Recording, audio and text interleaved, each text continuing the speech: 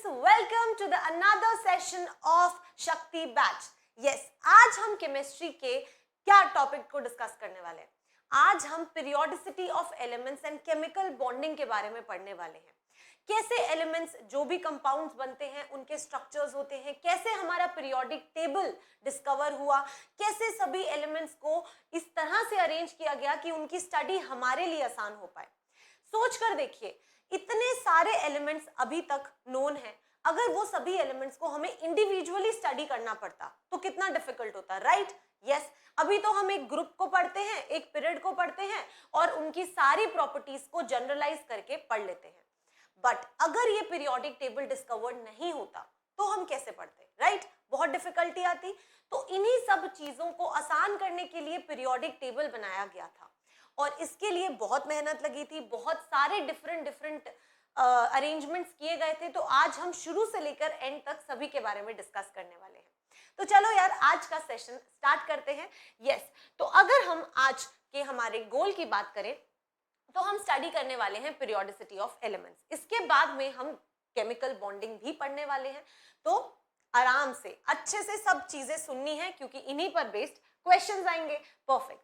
तो अगर आप यहाँ पर देखो तो सबसे पहला टेबल आया था, जो सबसे पहला अरेंजमेंट था एलिमेंट्स का, दैट वाज गिवन बाय डोबेनियर और उसे बोला गया था डोबेनियर्स ट्रायड.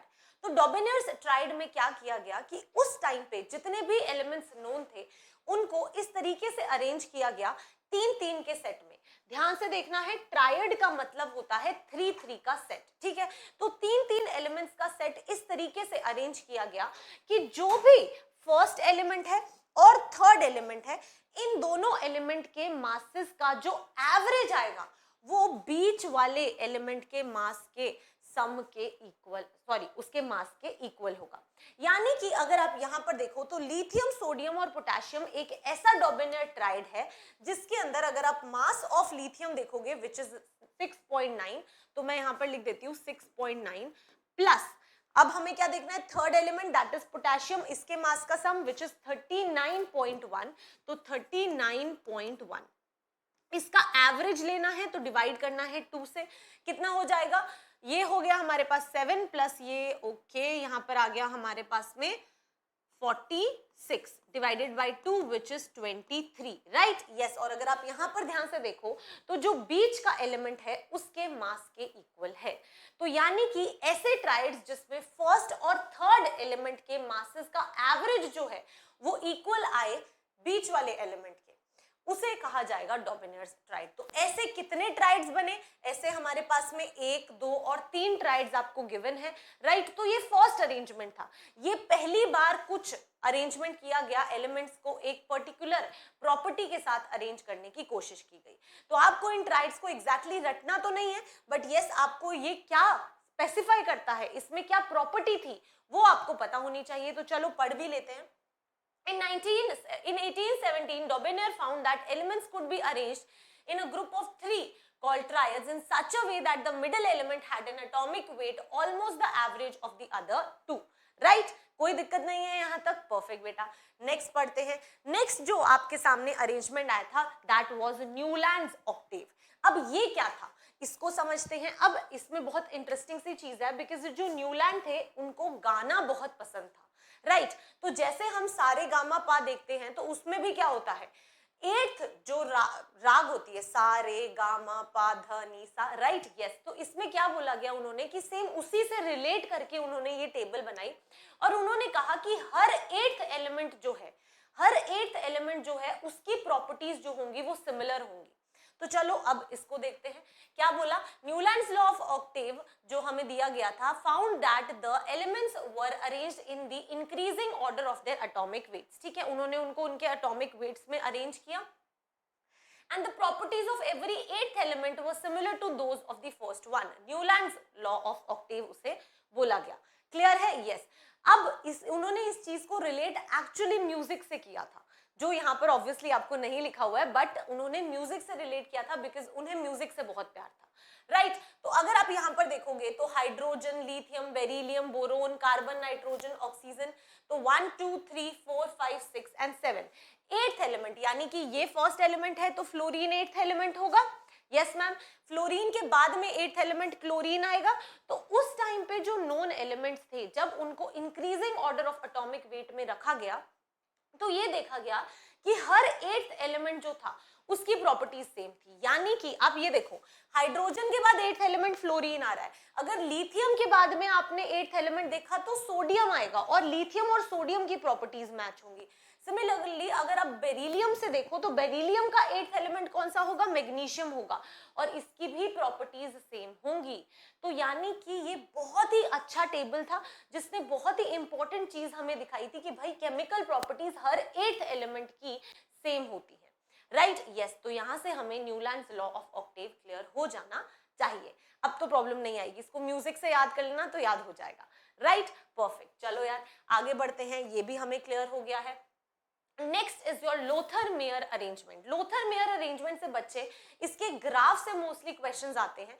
इसमें क्या किया गया था, इसमें एक प्लॉट ड्रॉ किया गया था atomic volume versus atomic mass का, और उन्होंने क्या किया, उन्होंने इन सभी एलिमेंट्स को इनके मासेस के अकॉर्डिंग इनकी फिजिकल प्रॉपर्टीज के बेसिस पे किया था। ये यहाँ पर कोई भी केमिकल प्रॉपर्टी की बात नहीं होगी, फिजिकल प्रॉपर्टीज की बात होगी, इस चीज का ध्यान रखना है, राइट। अब थोड़ा सा पढ़ लेते हैं। Lothar Meyer plotted various physical properties. बहुत इंपॉर्टेंट है कि उन्होंने सिर्फ फिजिकल प्रॉपर्टीज की बात की थी, केमिकल प्रॉपर्टीज की बात नहीं की गई थी, ठीक है। Yes ma'am, against atomic weight and found that these properties varied in fashion and arranged the elements in a way resembling Mendeleev's arrangement। जो हम आगे पढ़ने वाले हैं उसकी बात कर रहे हैं। एक्चुअल में उन्होंने फिजिकल प्रॉपर्टीज को पढ़ा और उन्होंने ये एक प्लॉट हमें दिया, और जब उन्होंने ये प्लॉट बनाया तो उन्होंने देखा कि जो भी पीक्स हैं, जो भी इस पूरे ग्राफ की पीक्स हैं, उन पीक्स के ऊपर आपके बच्चे कौन से मेटल्स हैं, अगर आप ध्यान से देखोगे तो आपको यहाँ पर मिलेंगे एल्कली मेटल्स।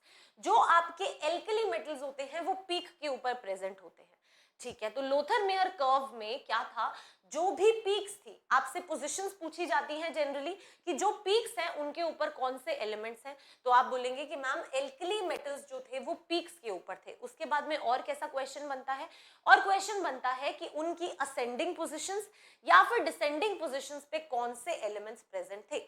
अगर आप यहाँ पर ध्यान से देखो तो जो पीक है एकदम उसके आगे आपको क्या मिलेगा, उसके आगे आपको एल्कलाइन अर्थ मेटल्स मिलेंगे।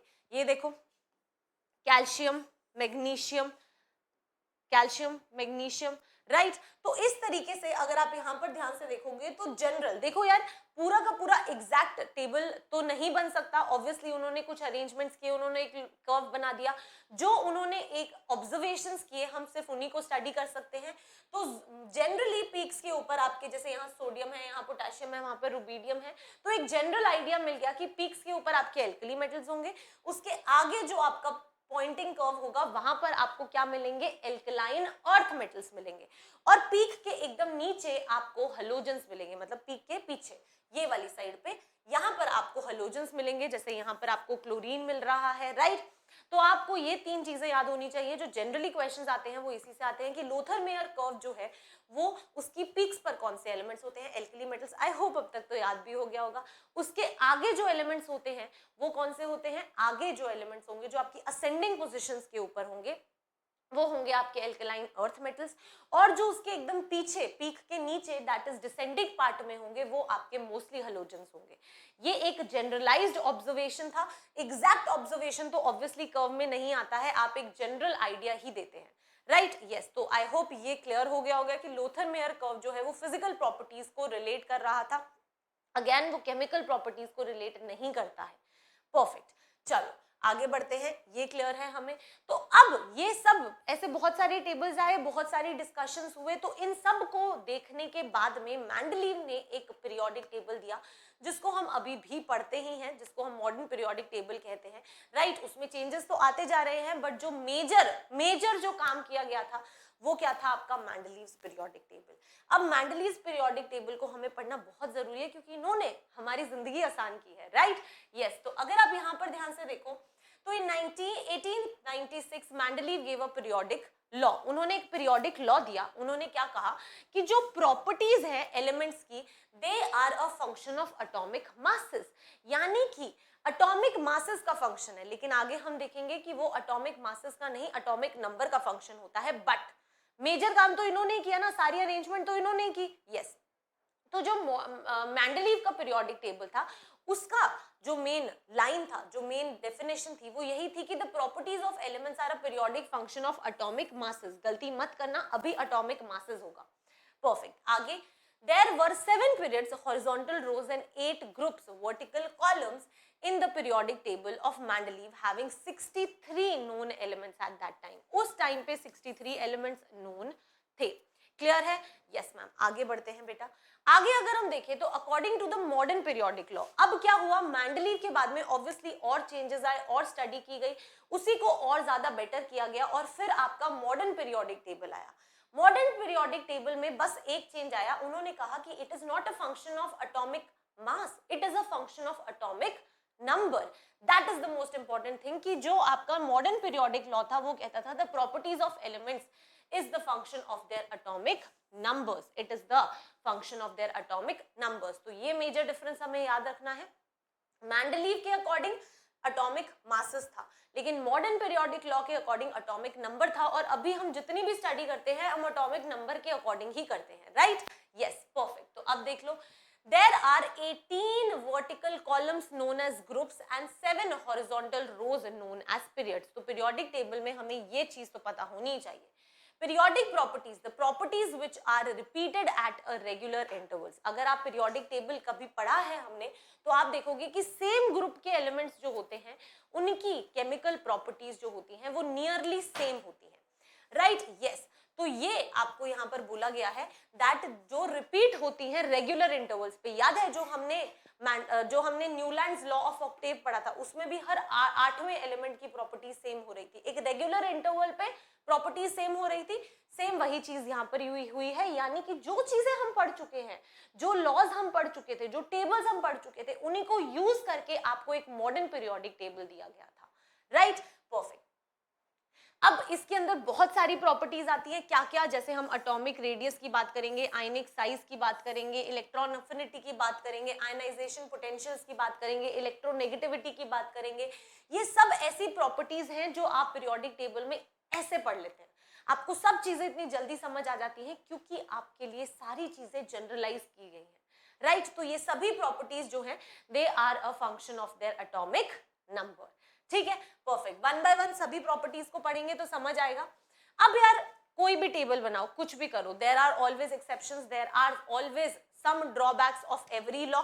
यस मैम, तो वैसे ही इसका भी कुछ ना कुछ प्रॉब्लम तो आई होगी, कुछ ना कुछ चीजें तो ये नहीं एक्सप्लेन कर पाया होगा, और जो क्वेश्चन बनते हैं वो यहीं से बनते हैं। तो क्या बोला गया? बोला गया कि यार हाइड्रोजन तो जो था, हाइड्रोजन जो है पीरियोडिक टेबल में उसकी पोजीशन फिक्स नहीं है। अब वो केमिकल प्रॉपर्टीज जो हैं वो एल्कली मेटल्स के जैसी भी दिखाता है और वो हेलोजेंस के जैसी भी दिखाता है, उसकी इलेक्ट्रॉनिक कॉन्फ़िगरेशन भी कुछ इसी तरह से है, तो इसलिए हाइड्रोजन को वो अभी तक एक्सप्लेन नहीं कर पाया है। परफेक्ट। सेकंड क्या बोलता है? That in certain pair of elements the increasing order of atomic masses was not obeyed. अब जनरल आप सारे एलिमेंट्स देखेंगे पीरियोडिक टेबल में, तो जैसे जैसे इंक्रीज हो रहा है एटॉमिक नंबर, मोस्टली सबके एटॉमिक मासेस भी इंक्रीज हो रहे हैं, पर कुछ एक या दो ऐसी जगह हैं जहां पर एटॉमिक मास इंक्रीज नहीं हो रहा, थोड़ा सा डिक्रीज भी हुआ है, तो वो भी एक्सप्लेन नहीं कर पाया पीरियोडिक टेबल, राइट? यस, तो वो भी इसी का ड्रॉबैक होगा। नेक्स्ट देखो, आइसोटोप्स। आइसोटोप्स कौन से होते हैं? जिनका एटॉमिक नंबर तो सेम होता है लेकिन मास नंबर डिफरेंट होता है, जैसे कि क्लोरीन 35 और क्लोरीन 37, दोनों का एटॉमिक नंबर तो सेम है लेकिन मास नंबर डिफरेंट है, तो इन्हें आइसोटोप्स कहा जाता है। और आपको ये याद होना चाहिए, लास्ट क्लास में हम आइसोटोप्स, आइसोटोन्स सब पढ़ चुके हैं, राइट? परफेक्ट।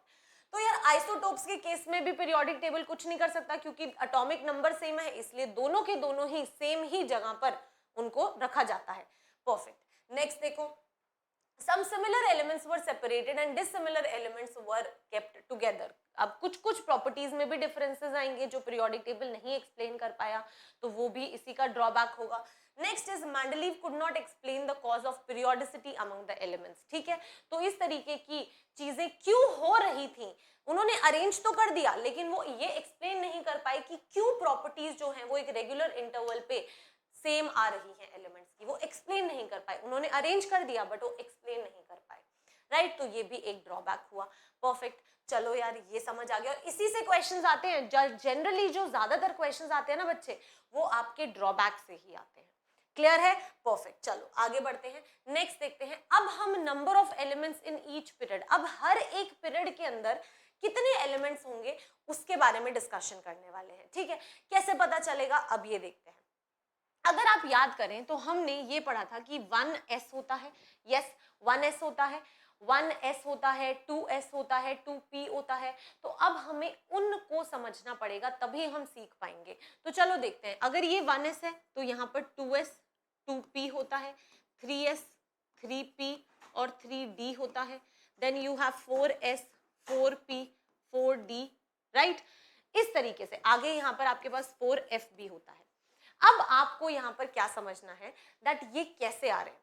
ये क्या है यार, ध्यान से देखो। जब आपका कितने प्रिंसिपल क्वांटम नंबर, अगर आप क्वांटम नंबर्स की बात करेंगे, तो अगर हम क्वांटम नंबर्स की बात करें तो n, l, m और m, s, इसको s रखते हैं, सिंपल s रखते हैं। n is your principal quantum number, n is your principal quantum number, l is your azimuthal quantum number.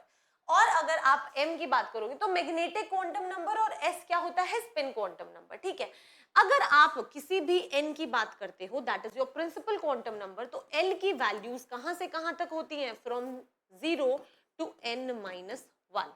ठीक है, और हर l की वैल्यू के लिए जो आपके मैग्नेटिक क्वांटम नंबर की वैल्यू होती है वो +L टू -L होती है। ठीक है, एक एग्जांपल देती हूं, उससे और समझ आएगा आपको। इमेजिन करो कि अगर मैम ने बोला that n is equal to 1, principal quantum number 1 है। ठीक है, यानी कि आप पीरियड 1 की बात कर रहे हैं। तो अगर प्रिंसिपल क्वांटम नंबर 1 है तो अज़ीमुथल क्वांटम नंबर की वैल्यू 0 से 1 हो सकती है, राइट, यानी कि 0 हो सकती है, n इज इक्वल टू 1, और n-1 है तो 1 - 1 तो 0 ही होता है, यानी कि l की सिर्फ 0 ही वैल्यू हो सकती है। जब l इज इक्वल टू 0 होता है तो s सब शेल होती है।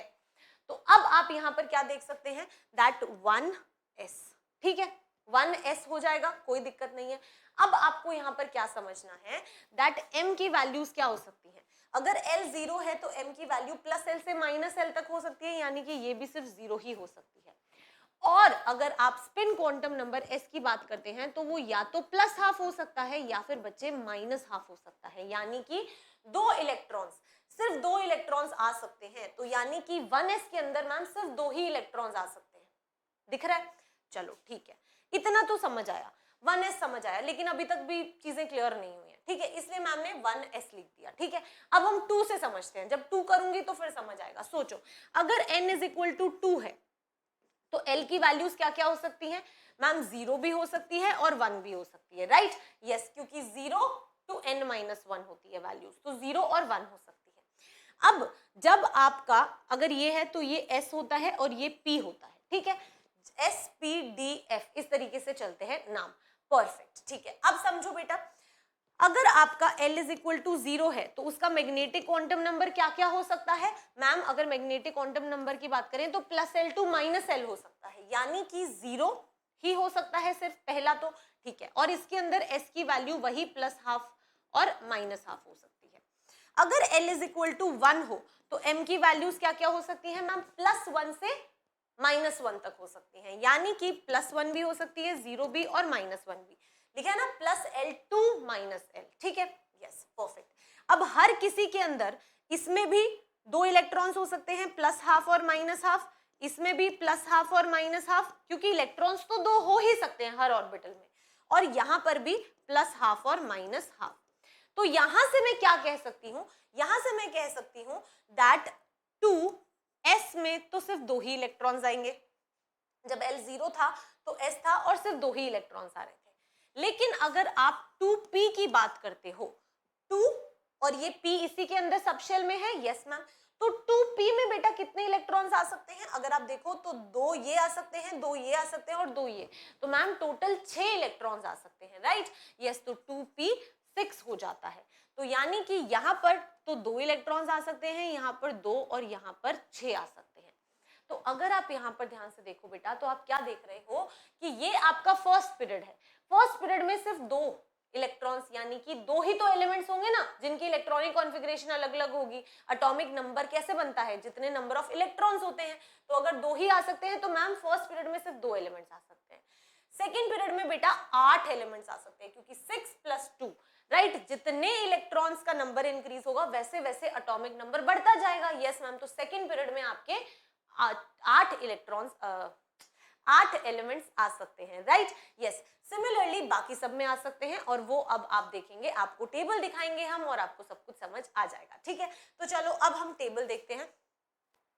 ये रहा आपके पास में टेबल कि फर्स्ट में 1s है, 2 इलेक्ट्रॉन्स आ सकते हैं। सेकंड में 2s और 2p होगा, आपके 8 इलेक्ट्रॉन्स आ सकते हैं। अगर आप थर्ड की बात करते हो तो थर्ड में 3s और 3p ही होता है, सिर्फ 3s और 3p ही होता है सिर्फ, और उसके टोटल आपके 8 इलेक्ट्रॉन्स आ सकते हैं। अगर आप 3s 3d और 4p की बात करोगे तो आपको पता है कि इसमें तो 2 ही आते हैं, इसमें 6 आते हैं, और 3d में बच्चे हमेशा मैक्सिमम 10 इलेक्ट्रॉन्स ही आ सकते हैं। तो अगर आप इनको ऐड करो तो 10 + 6 + ये हो गया 18, तो 18 इलेक्ट्रॉन्स आपके आ सकते हैं, ठीक है। अब आपको ये कंफ्यूजन आएगा कि मैम ये 3p जो था यहाँ पर 3d यहाँ क्यों नहीं आया, तो चलो अब समझते हैं कि 3d यहाँ क्यों नहीं आया, ठीक है।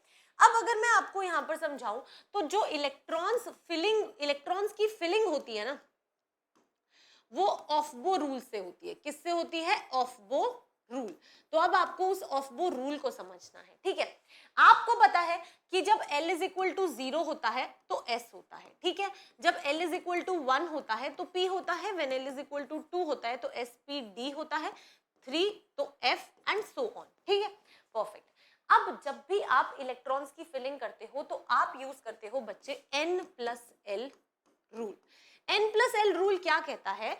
दैट जिसकी N + L वैल्यू ज्यादा उसकी एनर्जी ज्यादा, जिसकी N + L वैल्यू कम उसकी एनर्जी कम, ठीक है। यानी कि अगर मैं आपसे पूछूं कि आपके पास 2s है और 2p है तो किसकी एनर्जी ज्यादा होगी, तो पहले देखो N + L वैल्यू। यहां पर N + L वैल्यू क्या है? N तो 2 है, L S है तो यानी कि 0, तो मैम ये वैल्यू 2 है। अगर 2p की N + L वैल्यू देखोगे तो N अभी भी 2 है, L क्या है? P यानी कि 1, तो मैम ये 3 है, तो बेटा इसकी एनर्जी ज्यादा है ना, तो ये बाद में फिल होगा। जिसकी एनर्जी कम वो पहले फिल होगा, जिसकी एनर्जी ज्यादा वो बाद में फिल होगा, और N + L वैल्यू जिसकी ज्यादा उसकी एनर्जी ज्यादा, ठीक है। परफेक्ट। अगर कभी ऐसा हो जाए कि N + L वैल्यू सेम आ जाए, if N + L value same, अगर N + L वैल्यू बेटा सेम आ जाती है तो फिर किसकी एनर्जी ज्यादा होगी?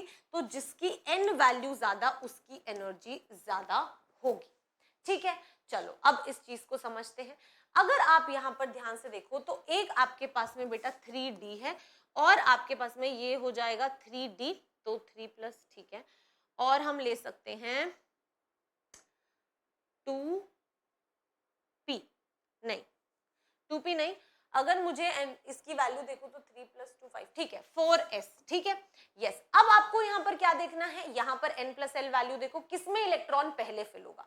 जिसकी एनर्जी कम होगी उसमें पहले फिल होगा, जिसकी एनर्जी ज्यादा है उसमें बाद में फिल होगा। Yes ma'am. अगर आप यहाँ पर N + L वैल्यू देखो तो 3 + 2 विच इज 5 आ रहा है। अगर यहाँ पर N + L वैल्यू देखो, 4p कर लो यार इसको, 4p, फिर ज्यादा समझ आएगा, ठीक है। अगर आप 4p देखोगे तो 4p में 4 + 1 ये भी 5 आ रही है, तो अब तो दोनों केस में N + L वैल्यू सेम आ रही है। जब सेम N + L वैल्यू होती है तो देखो कि किसका N ज्यादा है, उसकी एनर्जी ज्यादा है। तो अगर मैं यहाँ पर देखूं तो N जो है वो 4p का ज्यादा है, यानी कि 4p की एनर्जी ज्यादा होगी देन एनर्जी ऑफ 3d, तो यानी कि जो आपका 3d है वो पहले फिल होगा और फिर आपका 4p फिल होगा, ठीक है। यस, तो इसके हिसाब से आप इलेक्ट्रॉन्स की फिलिंग करते हैं। और अगर आप इस तरीके से देखो तो इसलिए 4s और 3d में से बेटा 4s और 3d में से 4s की एनर्जी कम होती है। 4s की एनर्जी कम होती है क्योंकि यहाँ पर N + L वैल्यू 4 आ रही है और यहाँ पर N + L वैल्यू 5 आ रही है, तो इसलिए पहले 4s फिल होगा, तो यानी कि फोर्थ पीरियड में इलेक्ट्रॉन्स की फिलिंग शुरू हो गई और उसके बाद में 3d फिल होगा, इसलिए ये फोर्थ पीरियड के अंदर ये सारे एलिमेंट्स आते हैं, ठीक है, यस मैम। तो आपको एग्जैक्टली हर चीज नहीं समझनी है, बट अगर n+l वैल्यू समझ आ जाएगी तो आपको चीजें थोड़ी आसान लगेंगी, ठीक है। तो इस तरीके से आप number of electrons find out कर, एलिमेंट्स फाइंड आउट कर सकते हैं कि एक पीरियोडिक टेबल में कितने एलिमेंट्स होते हैं। क्लियर? यस, आई होप आपको समझ आया होगा कि 1s की एनर्जी सबसे कम है, फिर 2s की एनर्जी, फिर 2p भरेगा, फिर 3s, फिर 3p। यहां तक तो first period, second period, third period चल रहा था। फोर्थ पीरियड 4s से शुरू हो गया, और 3d क्योंकि एनर्जी ज्यादा है तो फिलिंग बाद में होगी, तो इसलिए जितने भी एलिमेंट्स हैं जिनके 3d के अंदर इलेक्ट्रॉन्स जाएंगे वो फोर्थ पीरियड के अंदर आ जाते हैं, और इसलिए 3d जो है वो फोर्थ पीरियड के अंदर आता है, और यहाँ पर टोटल एलिमेंट्स 18 होते हैं। अब जब आप ये सारे के सारे n+l वैल्यूज देखेंगे तो आपको दिख जाएगा कि यस, इनकी एनर्जीज इसी तरह से बढ़ रही हैं, ठीक है। Yes ma'am. बाकी अगर आपको डायरेक्टली याद करना है तो आप ऐसे भी याद कर सकते हैं, 2, 8, 8, 18, 18, 32। क्लियर है? यस, आई होप बिल्कुल क्लियर होगा। तो there are 18 groups in the long form of the periodic table. अभी हम पीरियोडिक टेबल भी देखेंगे। There are 2 series at the bottom of the periodic table. 2 series होती हैं जो मैं आपको दिखाऊंगी नीचे बॉटम में। वो सीरीज क्या है? These consist of 14 elements after lanthanum and 14 elements which follow actinium. The first row is called as actinoids. ठीक है, चलो अब हम पीरियोडिक टेबल देखेंगे तो हमें चीजें समझ आएंगी। जब पीरियोडिक टेबल आएगा तो मैम दिखाएंगी, ठीक है। The number of valence electrons in elements increases from 1 to 8 moving from left to right in a period. ठीक है, अब आपको यहाँ पर क्या समझना है कि मान लो मैं अगर यहाँ पर बात करती हूँ, हाइड्रोजन हीलियम हो गया, लिथियम हो गया, बेरिलियम हो गया, बोरोन हो गया, तो वैलेंस इलेक्ट्रॉन्स हर केस में एक एक एक एक ज्यादा होता जाएगा। Yes ma'am. अब वो हो गया है हमारा जैसे 1s2, तो ये 2s1 है, तो यहाँ पर अगर आप वैलेंस इलेक्ट्रॉन देखोगे तो आप कहोगे मैम एक है। वैलेंस इलेक्ट्रॉन कौन सा होता है? जो आउटर मोस्ट शेल में इलेक्ट्रॉन्स होते हैं। तो 2s की आउटर मोस्ट शेल में मैम एक इलेक्ट्रॉन है। जैसे ही बेरिलियम के पास गई, तो 1s2 और 2s2 हो गया, तो अब आपकी वैलेंस शेल में 2 इलेक्ट्रॉन्स हो गए, राइट। यस, बोरोन में अब 1s2, 2s2, 2p1। अब बताओ सेकंड शेल के अंदर कितने वैलेंस इलेक्ट्रॉन्स है मैम? 2 और 1, 3। तो यानी कि जैसे जैसे आगे आगे बढ़ते जाओगे नंबर ऑफ वैलेंस इलेक्ट्रॉन्स बढ़ते जाएंगे। समझ आ रहा है? तो आई होप अब ये लाइन समझ आ गई होगी। The number of valence electrons in elements increases from 1 to 8 moving from left to right in a period. Period ऐसे मूव करता है, ग्रुप्स ऐसे होते हैं, तो पीरियड के अंदर जब आप मूव करते हो तो आपके वैलेंस इलेक्ट्रॉन्स एक एक इंक्रीज होता रहता है। The elements in a period have consecutive atomic numbers. ये भी हमें समझ आ गया कि अगर इसका एटॉमिक नंबर 3 है, अगर क्योंकि इसके पास 3 इलेक्ट्रॉन्स है, तो अगर इसका एटॉमिक नंबर 3 है, इसका 4 होगा, इसका 5 होगा, and so on, right. Yes, तो एटॉमिक नंबर्स इसी तरह से बढ़ते हैं। The valency of element increases from 1 to 4 and then decreases to 0 on moving from left to right in a period. अब मैम इसका मतलब समझाओ। चलो इसका मतलब समझते हैं। जैसे कि आपने बात की लिथियम, बेरिलियम, बोरोन, यहां पर मैं लिख देती हूँ carbon, lithium, beryllium, boron, carbon, nitrogen, oxygen, fluorine, neon. ठीक है, अब ध्यान से देखो बेटा, सभी की इलेक्ट्रॉनिक कॉन्फ़िगरेशंस लिखते हैं, तो चीजें समझ आएंगी। यहां पर आ जाएगा 1s2, 2s2, 2p, 1s2, 2s2, 2p2, 1s2, 2s2, 2p3। ठीक है, इसकी electronic configuration 1s2, 2s2, 2p4, इसकी 1s2, 2s2, 2p5, एंड यहां पर 1s2, 2s2, 2p6। ठीक है, अब आपको क्या समझना है कि लिथियम हर कोई एलिमेंट ना एक कंप्लीटली फिल्ड शेल चाहता है, ऐसे अनपेड इलेक्ट्रॉन्स नहीं चाहता, वो चाहता है कि कंप्लीट फिल रहे हम, तो ज्यादा स्टेबल रहता है वो। तो अगर लिथियम से हम बात करें, तो अगर लिथियम ने एक इलेक्ट्रॉन लूज कर दिया तो वो आसानी से 1s2 अचीव कर लेगा जो कंप्लीटली फिल्ड शेल है। हाँ मैम, तो इसलिए लिथियम एक इलेक्ट्रॉन लूज करना चाहता है। ठीक है, बेरिलियम पे आओ, बेरिलियम भी अगर 2 इलेक्ट्रॉन्स लूज कर दे तो 1s2 उसके पास कंप्लीटली फिल्ड शेल आ सकती है। यस मैम, वैसे तो 2s2 भी कंप्लीटली फिल्ड है, लेकिन क्योंकि पूरी की पूरी शेल ही हट जाएगी और सिर्फ 1s2 रह जाएगा, वो ज्यादा स्टेबिलिटी देगा उसको, तो इसलिए ये भी अपने 2 इलेक्ट्रॉन्स लूज करना चाहता है, तो ये भी 2 लूज कर देगा। बोरोन की बात करते हैं तो बोरोन देखता है कि यार 3 वैलेंस इलेक्ट्रॉन्स है, मैं तीनों लूज कर देता हूं। अगर तीनों लूज कर देगा तो 1s2 रह जाएगा, तो फिर इसके लिए भी आसानी हो जाएगी, ठीक है। तो इसलिए ये 3 इलेक्ट्रॉन्स लूज करना चाहता है। कार्बन के बारे में हम सारी डिस्कशन कर चुके हैं। ऑर्गेनिक केमिस्ट्री जब पढ़ी थी कि भाई ये टेट्रावेलेंसी दिखाता है, ये लूज भी नहीं करता, गेन भी नहीं करता, ये शेयरिंग करता है, ठीक है। तो कार्बन तो बहुत ही अलग फंक्शन है। अब अगर आप यहाँ पर आते हो नाइट्रोजन पे, अब नाइट्रोजन के पास बच्चे 5 इलेक्ट्रॉन्स है वैलेंस शेल में, और हमें पता है कि सेकेंड शेल में 8 इलेक्ट्रॉन्स होते हैं। अब आप खुद सोच के बताओ कि 5 इलेक्ट्रॉन को लूज करना आसान है या फिर 3 इलेक्ट्रॉन्स को गेन करना आसान है? 3 को गेन करना आसान है ना। हाँ, तो यहां पर आते आते नाइट्रोजन सोचता है कि यार क्या तो 5 लूज करूं, इससे अच्छा है 3 गेन कर लेता हूं। इसलिए नाइट्रोजन क्या करता है, 3 गेन करता है। सिमिलरली अगर आप ऑक्सीजन की बात करोगे तो ऑक्सीजन कहता है कि यार 6 इलेक्ट्रॉन्स लूज करूं, 2 गेन कर लेता हूं, तो इसलिए ऑक्सीजन 2 गेन कर लेता है इलेक्ट्रॉन्स। सिमिलरली फ्लोरीन क्या कहेगा कि 1 इलेक्ट्रॉन गेन करते ही कंप्लीट शेल हो जाएगा, तो 1 इलेक्ट्रॉन गेन कर लेता है। सिमिलरली नियॉन में अगर आप देखो तो उसको कोई जरूरत नहीं है, उसकी शेल कंप्लीट है, तो वो ना गेन करता है ना लूज करता है, राइट। तो यहां से अब आपको समझ आ गया होगा कि जो वैलेंसी है एलिमेंट्स की वो 1 to 4 इंक्रीज होती है और फिर 0 तक डिक्रीज होती है। तो यहां तक तो अगर हम देखें तो इंक्रीज हो रही थी, लेकिन जब हम नाइट्रोजन के आगे पहुंचे तो वो डिक्रीज होना स्टार्ट हो गई, राइट। यस, क्यों? क्योंकि अब वो गेन करने लग गया ना, लूज नहीं कर रहा वो। यस, तो इस तरीके से इस लाइन का हमें मतलब समझ आ गया, perfect. Atomic size, electropositive character, metallic character, reducing nature of elements and basic nature of oxides all decrease from left to right in a period. इसके बारे में जब periodic table देखेंगे तो इस लाइन को मैं आपको समझाऊंगी।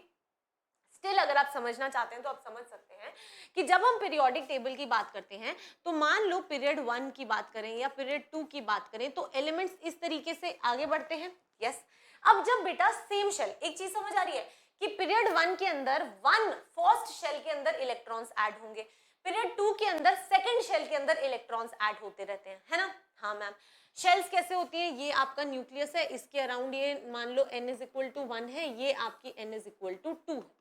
तो भाई सेम शेल के अंदर अगर इलेक्ट्रॉन्स ऐड हो रहे हैं तो आप समझ रहे हो ना, जितने नंबर ऑफ इलेक्ट्रॉन्स होते हैं उतने ही नंबर ऑफ प्रोटॉन्स होते हैं न्यूट्रल करने के लिए। यस मैम, तो सेम शेल के अंदर आपके इलेक्ट्रॉन्स ऐड हो रहे हैं, उतने ही आपके न्यूक्लियस के अंदर प्रोटॉन्स भी इंक्रीज हो रहे हैं, तो न्यूक्लियर चार्ज बढ़ रहा है। हाँ मैम, तो क्या होगा, जितने इलेक्ट्रॉन्स डालोगे उतने प्रोटॉन्स आएंगे, न्यूक्लियस का चार्ज उतना ही बढ़ेगा, तो वो क्या करेगा, उतना ही ज्यादा स्ट्रांगली जो बाहर इलेक्ट्रॉन्स हैं उनको अपनी तरफ अट्रैक्ट करेगा। तो अगर मैं पीरियड 1 में फर्स्ट एलिमेंट की बात करूं और लास्ट एलिमेंट की बात करूं तो किस में सबसे ज्यादा न्यूक्लियर चार्ज होगा? इस केस में सबसे ज्यादा न्यूक्लियर चार्ज होगा जो लास्ट में एलिमेंट होगा। हाँ मैम, अब उसका न्यूक्लियर चार्ज इतना स्ट्रांग हो जाता है कि वो इलेक्ट्रॉन्स को बहुत स्ट्रांगली पकड़ लेता है, तो अब इलेक्ट्रॉन्स को लूज करना उतना आसान नहीं होता, राइट। यस, तो इसलिए अगर आप साइज की बात करोगे तो क्योंकि सेम शेल के अंदर इलेक्ट्रॉन्स इंक्रीज हो रहे हैं तो न्यूक्लियस का जो चार्ज है वो ज्यादा बढ़ रहा है, तो वो ज्यादा स्ट्रांगली इलेक्ट्रॉन्स को अपनी तरफ अट्रैक्ट कर पा रहा है। तो वो जितना स्ट्रांगली इलेक्ट्रॉन्स को अपनी तरफ अट्रैक्ट करेगा साइज उतना ही छोटा होता रहेगा। और इसलिए कहते हैं कि जब पीरियड में आप लेफ्ट से राइट मूव करते हो तो एटॉमिक साइज जो होता है सेम पीरियड के अंदर डिक्रीज होता रहता है। क्यों? क्योंकि न्यूक्लियर पुल इंक्रीज हो रहा है, ठीक है। लेकिन अगर आप फर्स्ट पीरियड से सेकंड पीरियड में जाओगे तो आप देख रहे हो कि एक पूरी शेल नई आ गई, तो जब नई शेल आ जाती है ना तो फिर जो न्यूक्लियर चार्ज इंक्रीज हो रहा होता है उसका इफेक्ट कम हो जाता है और शेल इंक्रीज डोमिनेट कर जाता है, और इसलिए जब आप ग्रुप में नीचे मूव करते हो तो साइज इंक्रीज होता है, ठीक है। सेम इसी तरह से अगर आप मेटालिक कैरेक्टर की बात करो तो मेटालिक कैरेक्टर जो आसानी से इलेक्ट्रॉन लूज कर देते हैं उनका मेटालिक कैरेक्टर ज्यादा होता है। अब अगर सेम पीरियड में बात करोगे तो न्यूक्लियर पुल इंक्रीज हो रहा है, इलेक्ट्रॉन्स को ज्यादा स्ट्रांगली अट्रैक्ट कर रहा है, तो क्या इलेक्ट्रॉन्स आसानी से लूज हो पाएंगे? नहीं।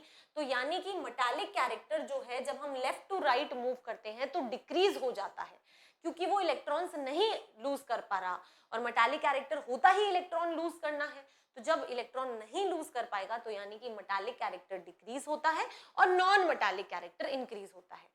वहीं पर अगर मैम आपसे पूछे कि टॉप टू बॉटम जाओ और बताओ कि मेटालिक कैरेक्टर पर क्या फर्क पड़ा, अगर मैं टॉप टू बॉटम जा रही हूं तो साइज बढ़ रहा है क्योंकि शेल आ रही है, यस मैम, तो न्यूक्लियर पुल कम होते जा रहा है, कंपैरेटिवली कम होते जा रहा है, तो इलेक्ट्रॉन को लूज करना आसान है, यस मैम, तो इसलिए ग्रुप में जब आप टॉप टू बॉटम मूव करते हो तो इलेक्ट्रॉन आसानी से लूज किया जा सकता है और इसलिए टॉप टू बॉटम आपका मेटालिक कैरेक्टर इंक्रीज होता है, लेकिन पीरियड के अंदर जब आप ऐसे मूव करते हो तो मेटालिक कैरेक्टर डिक्रीज होता है, राइट हर चीज को आपको इलेक्ट्रॉन से रिलेट करके देखना है, हर एक आंसर आप निकाल पाएंगे, परफेक्ट। चलो इलेक्ट्रोनेगेटिव नेचर अगर आप बात करो तो इलेक्ट्रोनेगेटिव नेचर क्या होता है, इलेक्ट्रॉन्स को अपनी तरफ अट्रैक्ट करना, तो अब आप मुझे बता सकते हैं कि इलेक्ट्रोनेगेटिविटी जो है जब आप पीरियड के अंदर लेफ्ट टू राइट मूव करते हैं तो इंक्रीज होगी कि डिक्रीज, अरे जब न्यूक्लियर पुल इंक्रीज हो रहा है तो इलेक्ट्रॉन्स को अपनी तरफ अट्रैक्ट करना आसान हो रहा है,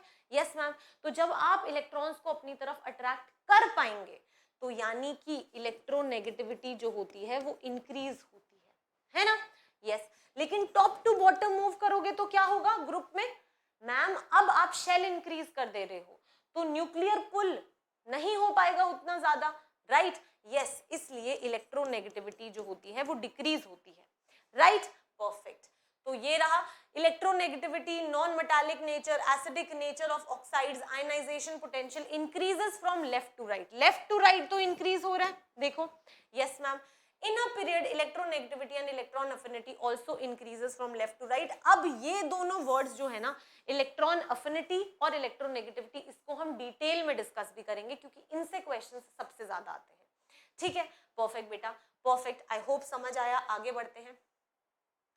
All the elements of a group of periodic table have the same number of valence electrons and hence have almost similar chemical properties।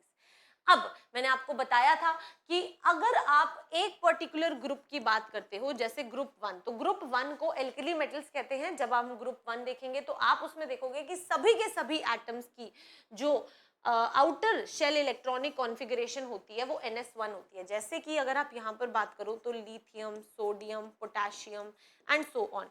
यहाँ पर ये पीरियड 2, 3, 4 एंड सो ऑन, ठीक है। तो एक ग्रुप के अंदर जितने भी एलिमेंट्स होते हैं उन सब की इलेक्ट्रॉनिक कॉन्फ़िगरेशन जो है वो वैलेंस शेल की इलेक्ट्रॉनिक कॉन्फ़िगरेशन सेम होती है। सबकी वैलेंस शेल में एक ही इलेक्ट्रॉन होगा। सेम उसी तरह से ग्रुप 2 में भी ऐसा ही होगा, NS2 होगी सबकी इलेक्ट्रॉनिक कॉन्फ़िगरेशन, वैलेंस शेल में सबके 2-2 इलेक्ट्रॉन्स होंगे एंड सो ऑन। इसी तरह से किया गया है। और अगर आप ध्यान से देखो तो केमिकल प्रॉपर्टीज भी इनकी सिमिलर होती हैं क्योंकि इनके वैलेंस शेल इलेक्ट्रॉन्स सिमिलर होते हैं। तो आई होप ये समझ आया। All the elements of a group of periodic table have the same number of valence electrons and hence have almost similar chemical properties. Perfect. Atomic radius और ये वाली दोनों पॉइंट्स फिर से रिपीट हो गए जो हमने अभी पहले पढ़े थे, तो ये दोनों पॉइंट्स तो एकदम सेम ही है। परफेक्ट। अब क्योंकि हाइड्रोजन जो है वो अलग बिहेवियर शो करती है तो हाइड्रोजन को अलग से पढ़ना पड़ता है। हाइड्रोजन के बहुत सारे कंपाउंड्स हैं, बहुत सारी चीजें हैं जिनसे रिलेटेड क्वेश्चंस हमसे पूछे जाते हैं, तो उसको थोड़ा डिटेल में पढ़ते हैं। अगर आप हाइड्रोजन की बात करते हैं तो hydrogen is the first element in periodic table. Hydrogen, helium, lithium, beryllium, तो पहला हाइड्रोजन है। Yes ma'am. Hydrogen has 3 isotopes, protium. अब आइसोटोप्स का मतलब होता है मैम जिनका एटॉमिक नंबर सेम है, मास नंबर डिफरेंट है। तो 3 आइसोटोप्स होते हैं। ये रहा आपके पास में हाइड्रोजन, ओके सॉरी, ये रहा हाइड्रोजन, ये रहा ड्यूटेरियम और ये रहा प्रोटियम, ट्रीटियम, ठीक है। ध्यान से देखो, हाइड्रोजन है 3 आइसोटोप्स जिसका नाम प्रोटियम भी होता है या फिर ऑर्डिनरली आप इसको हाइड्रोजन बोलते हैं, ठीक है। तो हाइड्रोजन जिसको H11 से डिनोट किया जाता है। नेक्स्ट अगर आप देखोगे तो नेक्स्ट इज ड्यूटेरियम जिसको एक और नाम भी बोला जाता है विच इज हेवी हाइड्रोजन। तो ये ड्यूटेरियम होता है, D21 होता है। अब इसका मास नंबर 2 हो जाएगा। जब आप ट्रीटियम की बात करते हो बच्चे तो ट्रीटियम में 3 मास नंबर हो जाता है, एटॉमिक नंबर तो सेम रहेगा। यस, एक और बड़ी इंपॉर्टेंट चीज, ये आपका वाटर कहलाता है, इसको हम वाटर कहते हैं। सिमिलरली D2O को हेवी वाटर कहते हैं। इसको क्या कहते हैं? हेवी वाटर कहते हैं। तो अगर कभी कहीं लिखा है हेवी वाटर तो समझ जाओ कि वहां पर हाइड्रोजन की जगह पर ड्यूटेरियम यूज किया गया है। Right? Yes, perfect, very good बेटा, very good. Next, water is the neutral oxide of hydrogen. Obviously hydrogen के साथ ऑक्सीजन लगा है यानी कि वो एक न्यूट्रल ऑक्साइड है हाइड्रोजन का। नेक्स्ट देखो, प्योर वाटर जो होता है आपका वो फ्रीज होता है at 0 degree Celsius. Pure water 0 degree Celsius पे फ्रीज होता है, बॉयल होता है 100 डिग्री सेल्सियस पे, ये तो हमें पता है। Yes ma'am, this abnormally high boiling point is due to the association of H2O molecules through hydrogen bonding। अब इतना ज्यादा स्ट्रॉन्ग बॉइलिंग पॉइंट क्यों है? इसका रीजन क्या है कि ऑक्सीजन हाइड्रोजन हाइड्रोजन, यहाँ पर ऑक्सीजन, यहाँ पर हाइड्रोजन, यहाँ पर हाइड्रोजन, ऐसे बहुत सारे वाटर के मॉलिक्यूल्स होंगे। ठीक है मैम, अब यहाँ पर क्या होता है कि जो ये ऑक्सीजन और ये हाइड्रोजन है, इनके बीच में बेटा ये बॉन्डिंग हो जाती है जो बहुत स्ट्रांग होती है और इसको हाइड्रोजन बॉन्डिंग कहते हैं। तो बहुत स्ट्रांग बॉन्डिंग होने की वजह से ये आसानी से बॉयल नहीं होता। यहाँ पर हाइड्रोजन बॉन्डिंग हो गई, यहाँ पर हाइड्रोजन बॉन्डिंग हो गई, वैसे ये भी किसी ऑक्सीजन के साथ हाइड्रोजन बॉन्डिंग करेगा, ये भी करेगा। तो वाटर के अंदर इस तरह की हाइड्रोजन बॉन्डिंग होती है जिसकी वजह से उसका इतना हाई बॉइलिंग पॉइंट होता है। राइट, हाइड्रोजन बॉन्डिंग जो होती है वो हमेशा 3 ही एलिमेंट्स के साथ होती है जो इलेक्ट्रोनेगेटिव बहुत ज्यादा होते हैं, जैसे कि फ्लोरीन, ऑक्सीजन और नाइट्रोजन। इनके साथ आपको हाइड्रोजन बॉन्डिंग मिलती है।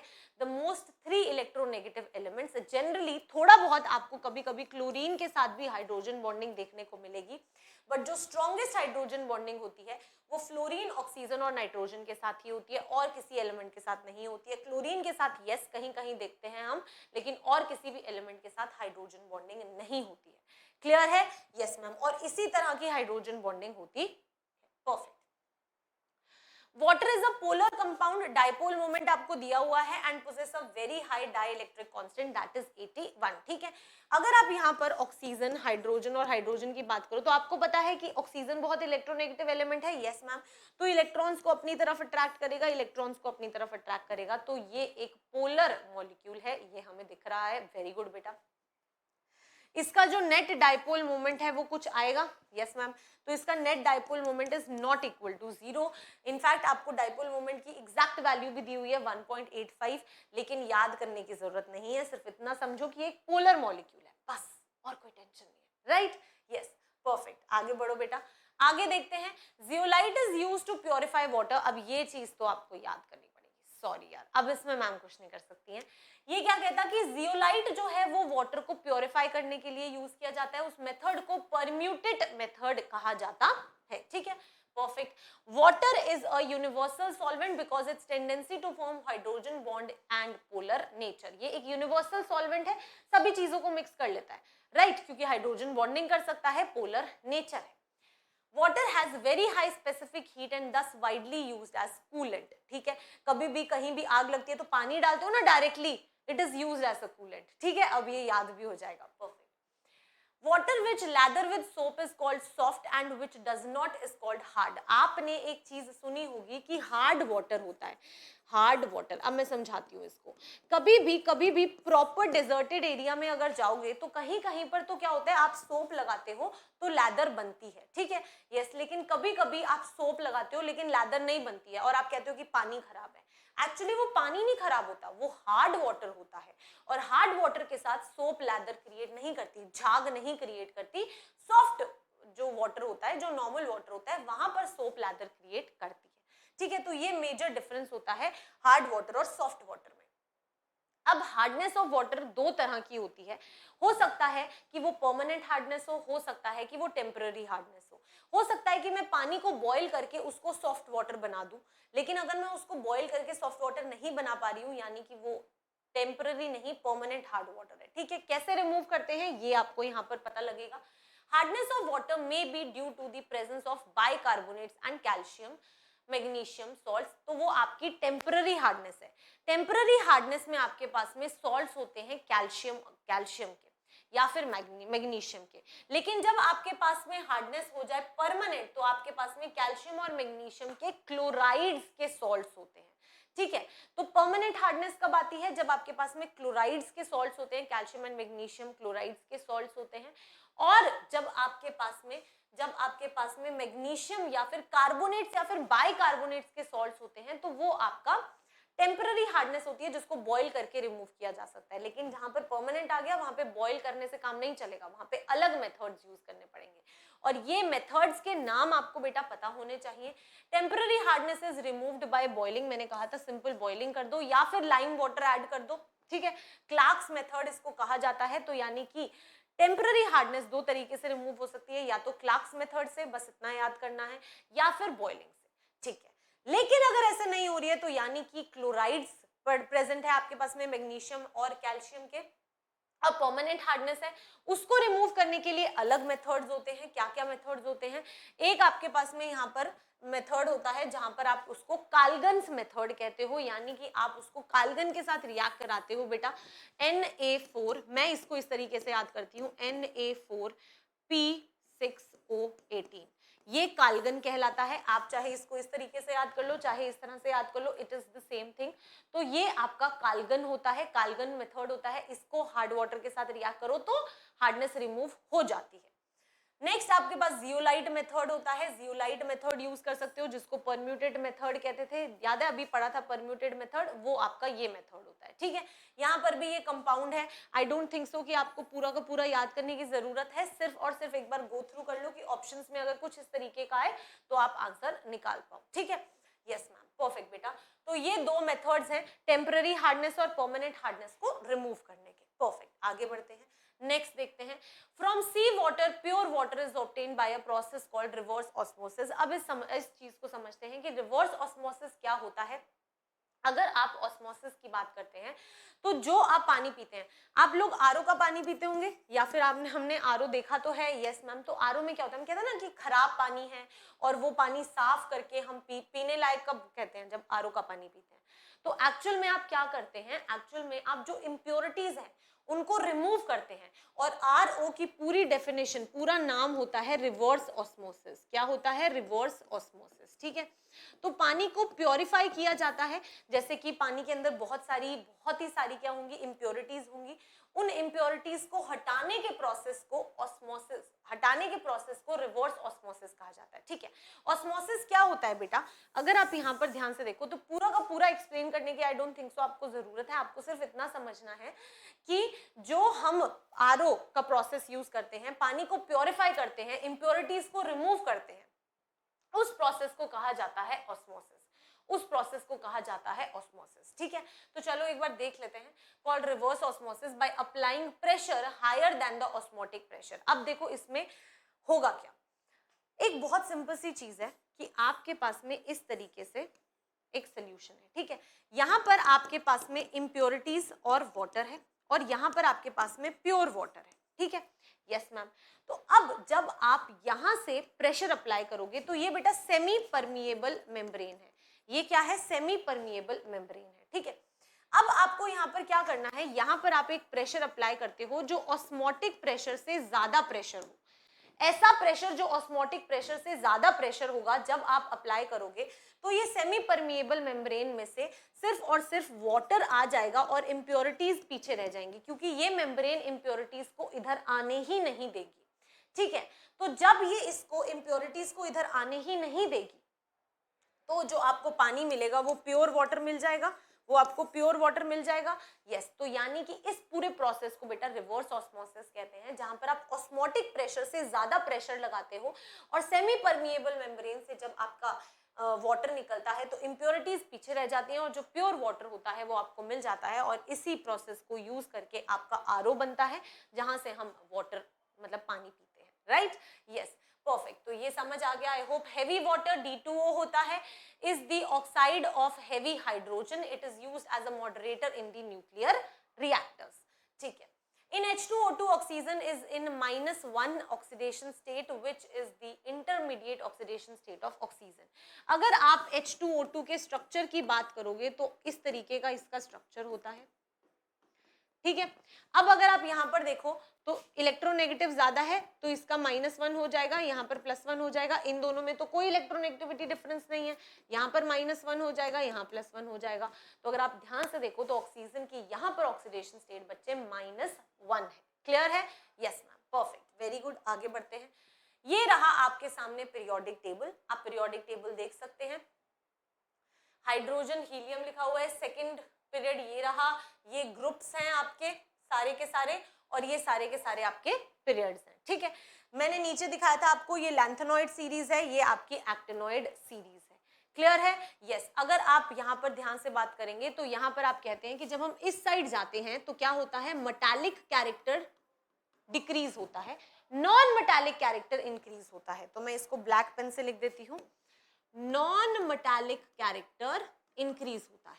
ठीक है, और क्या क्या बोल सकते हैं, इलेक्ट्रोनेगेटिविटी, तो इलेक्ट्रोनेगेटिविटी आपकी इस साइड जाओगे तो इंक्रीज होगी क्योंकि न्यूक्लियर चार्ज इंक्रीज हो रहा है। ठीक है, इसके अलावा और क्या होता है, नॉन मेटालिक कैरेक्टर हो गया है, इलेक्ट्रोनेगेटिविटी हो गई है, और हम बात करते हैं, देखो आयनाइजेशन एनर्जी, एंथैल्पी, वो मैं डिस्कस करूंगी आपके साथ डिटेल में। इसके अलावा अगर आप एटॉमिक रेडियस की बात करते हो तो हमें पता है दैट सेम शेल के अंदर इलेक्ट्रॉन्स इंक्रीज ऐड हो रहे हैं तो न्यूक्लियर पुल बढ़ रहा है, तो भाई एटॉमिक रेडियस डिक्रीज होता है। ठीक है, यस। वहीं पर अगर आप ग्रुप में नीचे आओगे, अगर आप ग्रुप में नीचे आते हो तो क्या होता है, सोच के बताओ मुझे। Again metallic character, easily electrons loose हो पाएंगे क्योंकि न्यूक्लियर पुल उतना स्ट्रांग नहीं होगा, नई नई शेल्स इंक्रीज हो रही हैं। यस मैम, तो यानी कि मेटालिक कैरेक्टर इंक्रीज होगा, नॉन मेटालिक कैरेक्टर डिक्रीज होगा। क्लियर है, कोई दिक्कत नहीं है। एटॉमिक रेडियस बेटा इंक्रीज होगा क्योंकि एक नई शेल आ रही है, राइट। उसके अलावा हमने और क्या लिखा था, इलेक्ट्रोनेगेटिविटी। बेटा इलेक्ट्रोनेगेटिविटी पे क्या फर्क पड़ेगा, मैम इलेक्ट्रॉन्स को अट्रैक्ट करने की टेंडेंसी तो कम होगी ना क्योंकि न्यूक्लियर पुल कम हो रहा है। यस मैम, तो यानी कि ये भी डिक्रीज होगी। ठीक है, यस। तो इस तरीके से आप देख सकते हैं कि पीरियोडिक टेबल में डिफरेंट डिफरेंट प्रॉपर्टीज कैसे रिलेट करती हैं। आई होप इसमें कोई दिक्कत नहीं है। परफेक्ट, चलो यार आगे बढ़ते हैं, नेक्स्ट देखते हैं। अब हम यहाँ पर सारे ग्रुप्स आ गए हैं, अब वन बाय वन सारे ग्रुप्स को एक बार गो थ्रू करना है, कोई बहुत बड़ी चीज है नहीं। एलिमेंट्स को देख लो, उनकी जनरल इलेक्ट्रॉनिक कॉन्फ़िगरेशन देख लो, राइट। अगर आप फर्स्ट ग्रुप देखते हो तो उनको बोला क्या जाता है, उनका नाम इंपॉर्टेंट होता है, उन्हें एल्कली मेटल्स बोला जाता है। इन एल्कली मेटल्स को अगर आप मेटल्स का नाम देखना चाहते हैं तो आपके सामने है lithium, sodium, potassium, rubidium and caesium. इस तरीके से ये अरेंज होंगे, lithium, sodium, potassium, rubidium, caesium and francium. ठीक है, यस मैम। आगे देखो, the greater electronic configuration is, इनकी इलेक्ट्रॉनिक कॉन्फ़िगरेशन जो होती है वो NS1 होती है, जनरल है बच्चा, जनरल। ठीक है, yes. Elements of 1A group are called alkali metals. इनको एल्कली मेटल्स क्यों कहा जाता है, क्योंकि जब आप इनके हाइड्रोक्साइड्स को डिसॉल्व करते हो वाटर के अंदर तो their oxides are alkaline in nature, that is basic in nature. तो वो बेसिक होते हैं नेचर के अंदर, इसलिए इन्हें एल्कली मेटल्स कहा जाता है। ठीक है, yes ma'am, all alkali metals are soluble in liquid ammonia to give the blue colored solution due to solvated और ammoniated electrons। ठीक है, इस लाइन को ही समझना है, पूरी रिएक्शन आपके सिलेबस से बाहर है, तो बच गए हो आप लोग, सिर्फ लाइन समझनी है, कोई बहुत बड़ी चीज है नहीं। ठीक है, अगर रिएक्शन याद करनी होती तो प्रॉब्लम होती है, राइट। परफेक्ट, तो ये क्या है, this solution acts as a very strong reducing agent. तो ये जनरल प्रॉपर्टीज है बच्चे, ये आपको गो थ्रू करनी पड़ेंगी। बाकी ग्रुप्स की से रिलेटेड जो मेन चीजें थी, जो जनरल फैक्ट्स थे, वो सब हम डिस्कस कर चुके हैं। आगे देखो, स्मॉल साइज होता है, अगर आप पीरियड की बात करोगे तो अगर लेफ्ट टू राइट जाते हो तो एटॉमिक रेडियस डिक्रीज होता रहता है, तो एक पीरियड के अंदर इसका साइज बड़ा होता है। ठीक है, तो due to small size these possess low hydration energy which increases from lithium to caesium. Top to bottom जाओगे तो एटॉमिक रेडियस इंक्रीज होता है, ये तो हमें पता है ना, शेल इंक्रीज हो रही है। Yes ma'am, alkali metals and their compounds impart characteristic colour to the flames, क्योंकि उनके पास सिर्फ एक इलेक्ट्रॉन होता है, NS1 होता है ना। यस, तो ये एक इलेक्ट्रॉन जो होता है पैरामैग्नेटिक है। याद है जब अनपेयर्ड इलेक्ट्रॉन्स होते हैं तो पैरामैग्नेटिक इन नेचर होता है, और पैरामैग्नेटिज्म कलर को वो देती है, क्या देती है, मतलब पैरामैग्नेटिज्म होता है तो कलर इंपार्ट कर सकते हैं, राइट। Yes, perfect. डायमैग्नेटिक होता है तो कलर इंपार्ट करना इम्पॉसिबल। परफेक्ट, आगे देखो, लिथियम कलर्स बेटा आपको यहाँ पर सारे दिए हुए हैं कि लिथियम का कलर क्या होता है, सीजियम, तो ये कलर्स आपको पता होने चाहिए। Lithium and sodium burns in air to form peroxides, right. अब क्या होगा यार, मान लो लिथियम ऑक्सीजन के साथ रिएक्ट करेगा तो वो आपको Li2O देगा। ठीक है, जब सोडियम O2 के साथ रिएक्ट करेगा तो वो आपको Na2O देगा। ऑल्सो वो एक और भी देता है आपको, N2O2 भी देता है। ठीक है, परफेक्ट। तो अब आपको यहाँ पर क्या देखना है, नेक्स्ट देखो बेटा, नेक्स्ट देखो, लिथियम के साथ सिर्फ ऑक्साइड बनता है लेकिन सोडियम के साथ पेरोक्साइड बनता है। पेरोक्साइड बेटा ये कुछ गलत लिखा हुआ है, अगर वो पेरोक्साइड बना रहा है तो लिथियम ये तो ऑक्साइड है Na2O2, ये पेरोक्साइड है, ठीक है। और जब पोटेशियम रुबिडियम और सीजियम ऑक्सीजन के साथ रिएक्ट करता है तो आपको KO2 RbO2 इस तरीके से मिलता है, और ये क्या होते हैं आपके, ये आपके सुपर ऑक्साइड्स होते हैं, ठीक है। अब आपको इसमें समझना क्या है कि अगर कभी कोई कहता है ऑक्साइड तो यानी कि ऑक्सीजन की ऑक्सीडेशन स्टेट -2 है। अगर कोई बोलता है पेरोक्साइड तो पेरोक्साइड का मतलब होता है कि ऑक्सीजन की जो ऑक्सीडेशन स्टेट है वो -1 है। और अगर कोई कहता है सुपर ऑक्साइड तो यानी कि वो आपसे बोल रहा है कि ऑक्सीजन की ऑक्सीडेशन स्टेट -1/2 है, ठीक है। ये मेन चीज होती है। फॉर्मूलाज याद नहीं करने मत करो, कोई दिक्कत नहीं है, पर ये पता होना चाहिए कि कौन से ऑक्साइड में क्या ऑक्सीडेशन स्टेट होती है ऑक्सीजन की। Clear, very good, perfect. आगे बढ़ते हैं। सोडियम क्लोराइड, नमक जो हम सभी खाते हैं, यस। तो NaCl is used in our daily diet, आप रोज खाते हैं, सबको पता है कि हम NaCl तो खाते ही खाते हैं, right, yes. As a preservative for pickles, आपने देखा होगा कि मम्मा नमक डाल के उसको प्रिजर्व करके रखती है, जितना नमक आप अगर पिकल पे डालोगे वो उतना प्रिजर्व्ड रहता है, ठीक है, खराब नहीं होता है, मीट फिश वगैरह। It is also used in the manufacture of NaOH, Cl2 gas and soap. देखो बहुत सारे जनरल यूजेस आपको यहाँ पर दिए गए हैं जो आपको जरूर पढ़ने हैं, गो थ्रू करने हैं बेटा एक बार। Sodium is used in yellow light lamps, ठीक है, यस। सोडियम हाइड्रोक्साइड NaOH और caustic soda is used in the soap dyes and artificial silk industries and in the refining of bauxite mineral। अब इसमें क्या समझाओ यार, ये तो जनरल यूजेस आपको बताए गए हैं, आई एम सॉरी पर ये तो याद करने पड़ेंगे, राइट, यस। सोडियम बाइकार्बोनेट जिसे हम NaHCO3 कहते हैं, baking soda is used in effervescent drinks and fruit salts, ठीक है। तो आई होप ये आप गो थ्रू कर लेंगे, जनरल यूजेस यहाँ पर लिखे हैं, यस। जो चीजें समझनी है हम वो समझते हैं। अगेन यहाँ पर भी बहुत सारे यूजेस हैं तो इन सबको गो थ्रू करना है, एक बार बस पढ़ लेना ताकि चीजें थोड़ी बहुत दिमाग में रह जाए, परफेक्ट। अब आपके पास ग्रुप 2 एलिमेंट्स आ गए। ग्रुप 2 एलिमेंट्स को बेटा कहा जाता है एल्कलाइन अर्थ मेटल्स, और क्या क्या एलिमेंट्स हैं वो आपके सामने है यहाँ पर, ठीक है। इसके बाद में जनरल इलेक्ट्रॉनिक कॉन्फ़िगरेशन जो होती है वो उसकी NS2 होती है, and they impart characteristic colour to flame except beryllium and magnesium due to small size and high ionization potential, ठीक है, यस। ये आपको यहाँ पर बेटा इन सबके कलर्स दिए हुए हैं। बेरिलियम कंपाउंड्स आपके इनके साथ कोवेलेंट बॉन्ड्स फॉर्म करते हैं, नॉर्मल चीजें बताई गई हैं। मैग्नीशियम हाइड्रोक्साइड को मिल्क ऑफ मैग्नीशिया बोला जाता है, जब एसिडिटी होती है तो यही सब हम खाते पीते हैं, ठीक है, यस। एंड आई हर्ड कि मुझसे किसी ने एक बड़ी इंपॉर्टेंट चीज कमेंट्स में किसी ने बोला हुआ था कि मैम मेरे को एंट ने बाइट कर लिया है, मैम एंट ने बाइट कर लिया, कौन सा बेस लगाऊं, राइट, यस। बहुत स्मार्ट हो आप लोग, काफी अच्छे अच्छे क्वेश्चंस पूछते हो। तो अब यहाँ पर मॉडर्न डाई, टैनिंग इंडस्ट्रीज, ये बेटा नॉर्मल आपको यूजेस बताए गए हैं, तो ये आप पढ़ लेना यार एक बार प्लीज, ये कलर जरूर याद कर लेना, इनसे क्वेश्चन आने की पॉसिबिलिटी रहती है।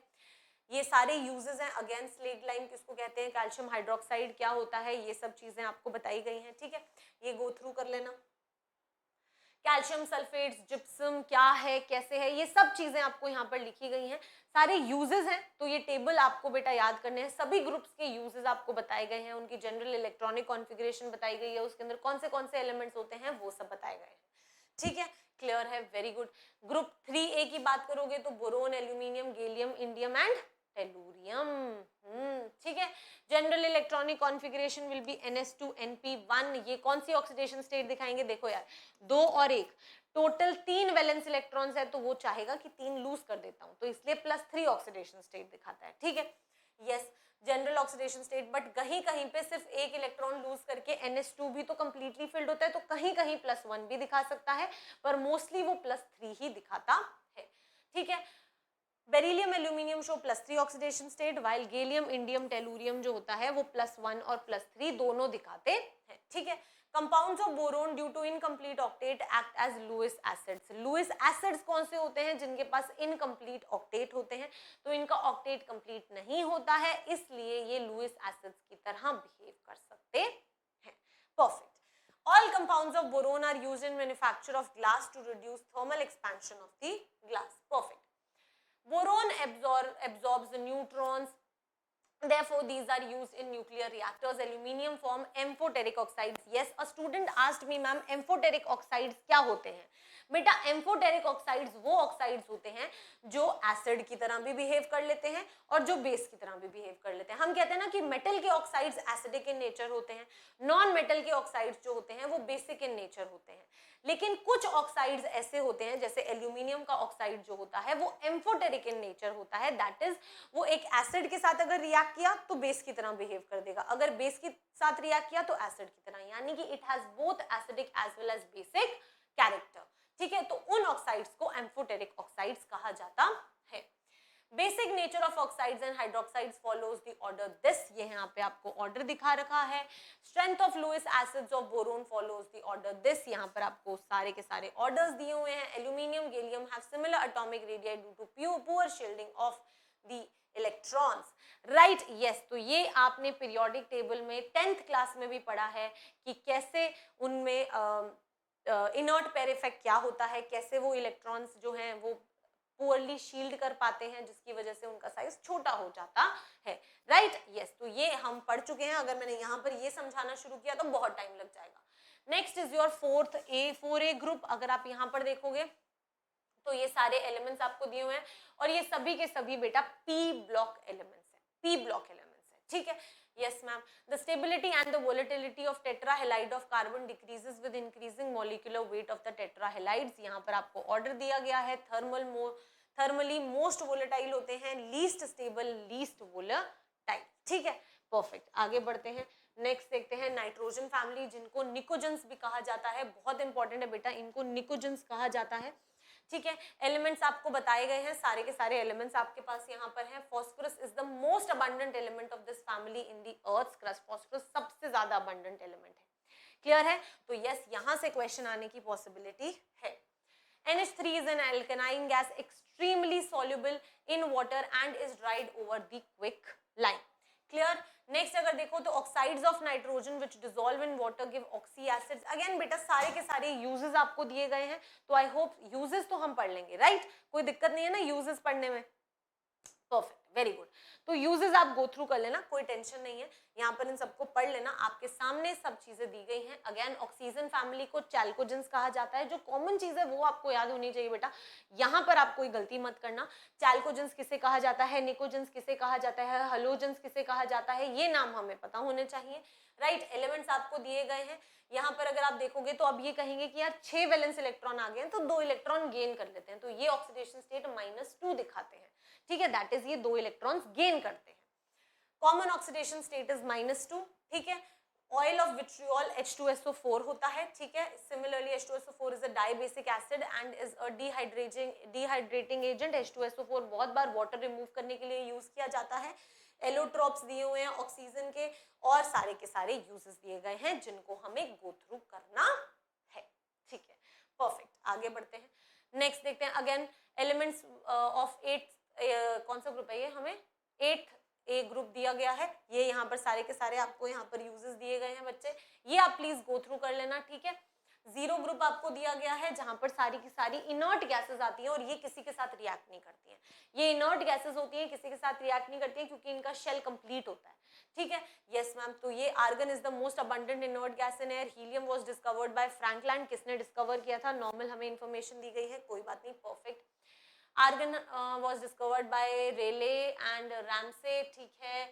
Neon, krypton and xenon were discovered by Ramsay and Travers, ठीक है, परफेक्ट। ये सारी की सारी इंफॉर्मेशन दी है, ठीक है, ये हम पढ़ लेंगे, ये तो पढ़नी पड़ेगी, right, yes, I am sorry, लेकिन बहुत सारी चीजें हैं याद करने के लिए यार, पर क्या करें, अब क्वेश्चंस ऐसे आते हैं तो पढ़ना पड़ेगा, राइट, यस, चलो कोई बात नहीं, कर लेंगे कर लेंगे।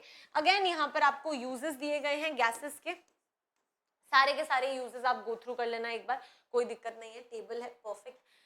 ये सबसे इंपॉर्टेंट चीज, और यहाँ पर आप लोग बहुत बोलने वाले हो कि मैम ये क्या किया, ये क्यों किया, लेकिन आपके लिए ये जरूरी है। टेबल है बेटा, इन टेबल्स को गो थ्रू करना है, इंपॉर्टेंट है, कॉमन नेम्स है, अगेन नहीं कहूंगी कि रट लो, पर कहूंगी कि थोड़ा सा गो थ्रू कर लो, किस कॉमन नेम से क्या फॉर्मूला बनता है, ये टेबल बड़ा इंपॉर्टेंट है। तो ये टेबल्स आपको दिए गए हैं बच्चे, इन सब टेबल्स को गो थ्रू कर लेना, बहुत सारे टेबल्स हैं, 3 टेबल हैं, तो यानी कि आज की PDF आपके लिए बहुत इंपॉर्टेंट है, बहुत ज्यादा इंपॉर्टेंट है, ठीक है। यस, तो आज की पीडीएफ आपको डाउनलोड करनी है, अच्छे से उसको पढ़ना है टाइम लगाकर, फिर ही आपको चीजें याद होंगी, ठीक है। परफेक्ट। इनऑर्गेनिक केमिस्ट्री है तो कुछ कुछ फॉर्मूलाज, कुछ कुछ नाम, क्या कंपाउंड है, ये हमें याद करना पड़ता है। परफेक्ट। अब अगर हम यहाँ पर आयनाइजेशन एंथैल्पी और इलेक्ट्रॉन गेन एंथैल्पी की बात करें तो बेटा आयनाइजेशन एंथैल्पी क्या होता है इसको समझो, ठीक है। अगर मैम बोलती हैं आयनाइजेशन एंथैल्पी तो इसका मतलब ये होता है कि ionization enthalpy is the energy required to remove an electron from an isolated gaseous atom। मतलब कि मेरे पास कोई isolated gaseous atom है, उसकी वैलेंस शेल से इलेक्ट्रॉन निकालने के लिए मुझे कितनी एनर्जी यूज में आएगी, उसको आयनाइजेशन एंथैल्पी कहते हैं। अगर किसी एलिमेंट को चाहिए कि वो इलेक्ट्रॉन लूज कर दे तो उसमें से इलेक्ट्रॉन को निकालने के लिए ज्यादा एनर्जी की जरूरत नहीं पड़ेगी, राइट। तो यानी कि उसकी आयनाइजेशन एंथैल्पी कम होगी। एग्जाम्पल देते हैं, जैसे कि मैम ने बोला कि आपके पास में एक तो सोडियम है और एक आपके पास में क्लोरीन है। सोडियम की वैलेंस इलेक्ट्रॉन्स लिख लेते हैं 1 है और क्लोरीन के वैलेंस इलेक्ट्रॉन 7 है। तो अगर आप ध्यान से देखो तो सोडियम ने अगर एक इलेक्ट्रॉन लूज कर दिया तो वो कंप्लीट फिल्ड शेल मिल जाएगा उसको, हाँ। तो यानी कि सोडियम चाहता है कि इसे एक इलेक्ट्रॉन को लूज कर दे, जैसे इसे एक इलेक्ट्रॉन को लूज करेगा उसको कंप्लीटली फिल्ड शेल मिल जाएगी, ठीक है। अगर आप क्लोरीन की बात करते हो तो क्लोरीन 7 इलेक्ट्रॉन लूज करेगा फिर उसको कंप्लीटली फिल्ड शेल मिलेगी। या तो फिर ऐसे कर ले कि वो एक इलेक्ट्रॉन और कहीं से गेन कर ले, अगर वो कहीं और से एक और इलेक्ट्रॉन गेन कर लेगा तो फिर उसको कंप्लीटली फिल्ड शेल मिल जाएगी और फिर वो भी खुश हो जाएगा, राइट। तो इसलिए यहां पर आयनाइजेशन एंथैल्पी किसकी कम होगी, जो आसानी से इलेक्ट्रॉन लूज करना चाहता है, क्योंकि उसको कम एनर्जी देनी पड़ेगी इलेक्ट्रॉन रिमूव करने के लिए। तो इसलिए यहां पर आयनाइजेशन एंथैल्पी अगर बात करें तो सोडियम की बहुत ही कम होगी और आयनाइजेशन एंथैल्पी जो है वो क्लोरीन की बहुत ज्यादा होगी। तो जो आसानी से इलेक्ट्रॉन लूज करना चाहता है उसकी आयनाइजेशन एंथैल्पी उतनी ही कम होती है, ठीक है। परफेक्ट। अब इसी चीज को इलेक्ट्रॉन गेन एंथैल्पी से समझते हैं। इलेक्ट्रॉन गेन एंथैल्पी अगर आप देखो तो वो ये होती है कि कोई अगर एक इलेक्ट्रॉन गेन कर लेता है तो वो कुछ एनर्जी रिलीज करता है, तो वो इलेक्ट्रॉन गेन एंथैल्पी होती है। यानी कि वो एनर्जी जो बाहर दी जाती है ऑन गेनिंग अ इलेक्ट्रॉन, ठीक है।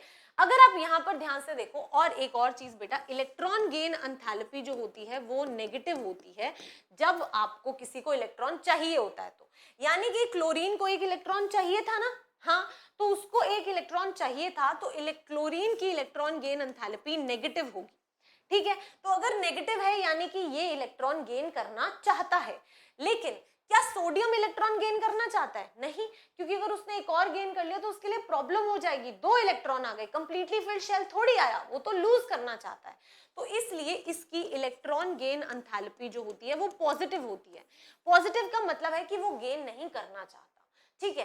तो ये बेसिक डिफरेंस होता है आयनाइजेशन एंथैल्पी और इलेक्ट्रॉन गेन एंथैल्पी में। इलेक्ट्रॉन गेन एंथैल्पी या electron affinity is same thing, जो गेन करना चाहता है उसकी उतनी ही ज्यादा नेगेटिव वैल्यू होती है, जो जितना ज्यादा इलेक्ट्रॉन को गेन करना चाहेगा उतनी नेगेटिव इलेक्ट्रॉन गेन एंथैल्पी होगी उसकी, ठीक है। आई होप आपको समझ आया होगा इन दोनों के बीच का मेजर डिफरेंस।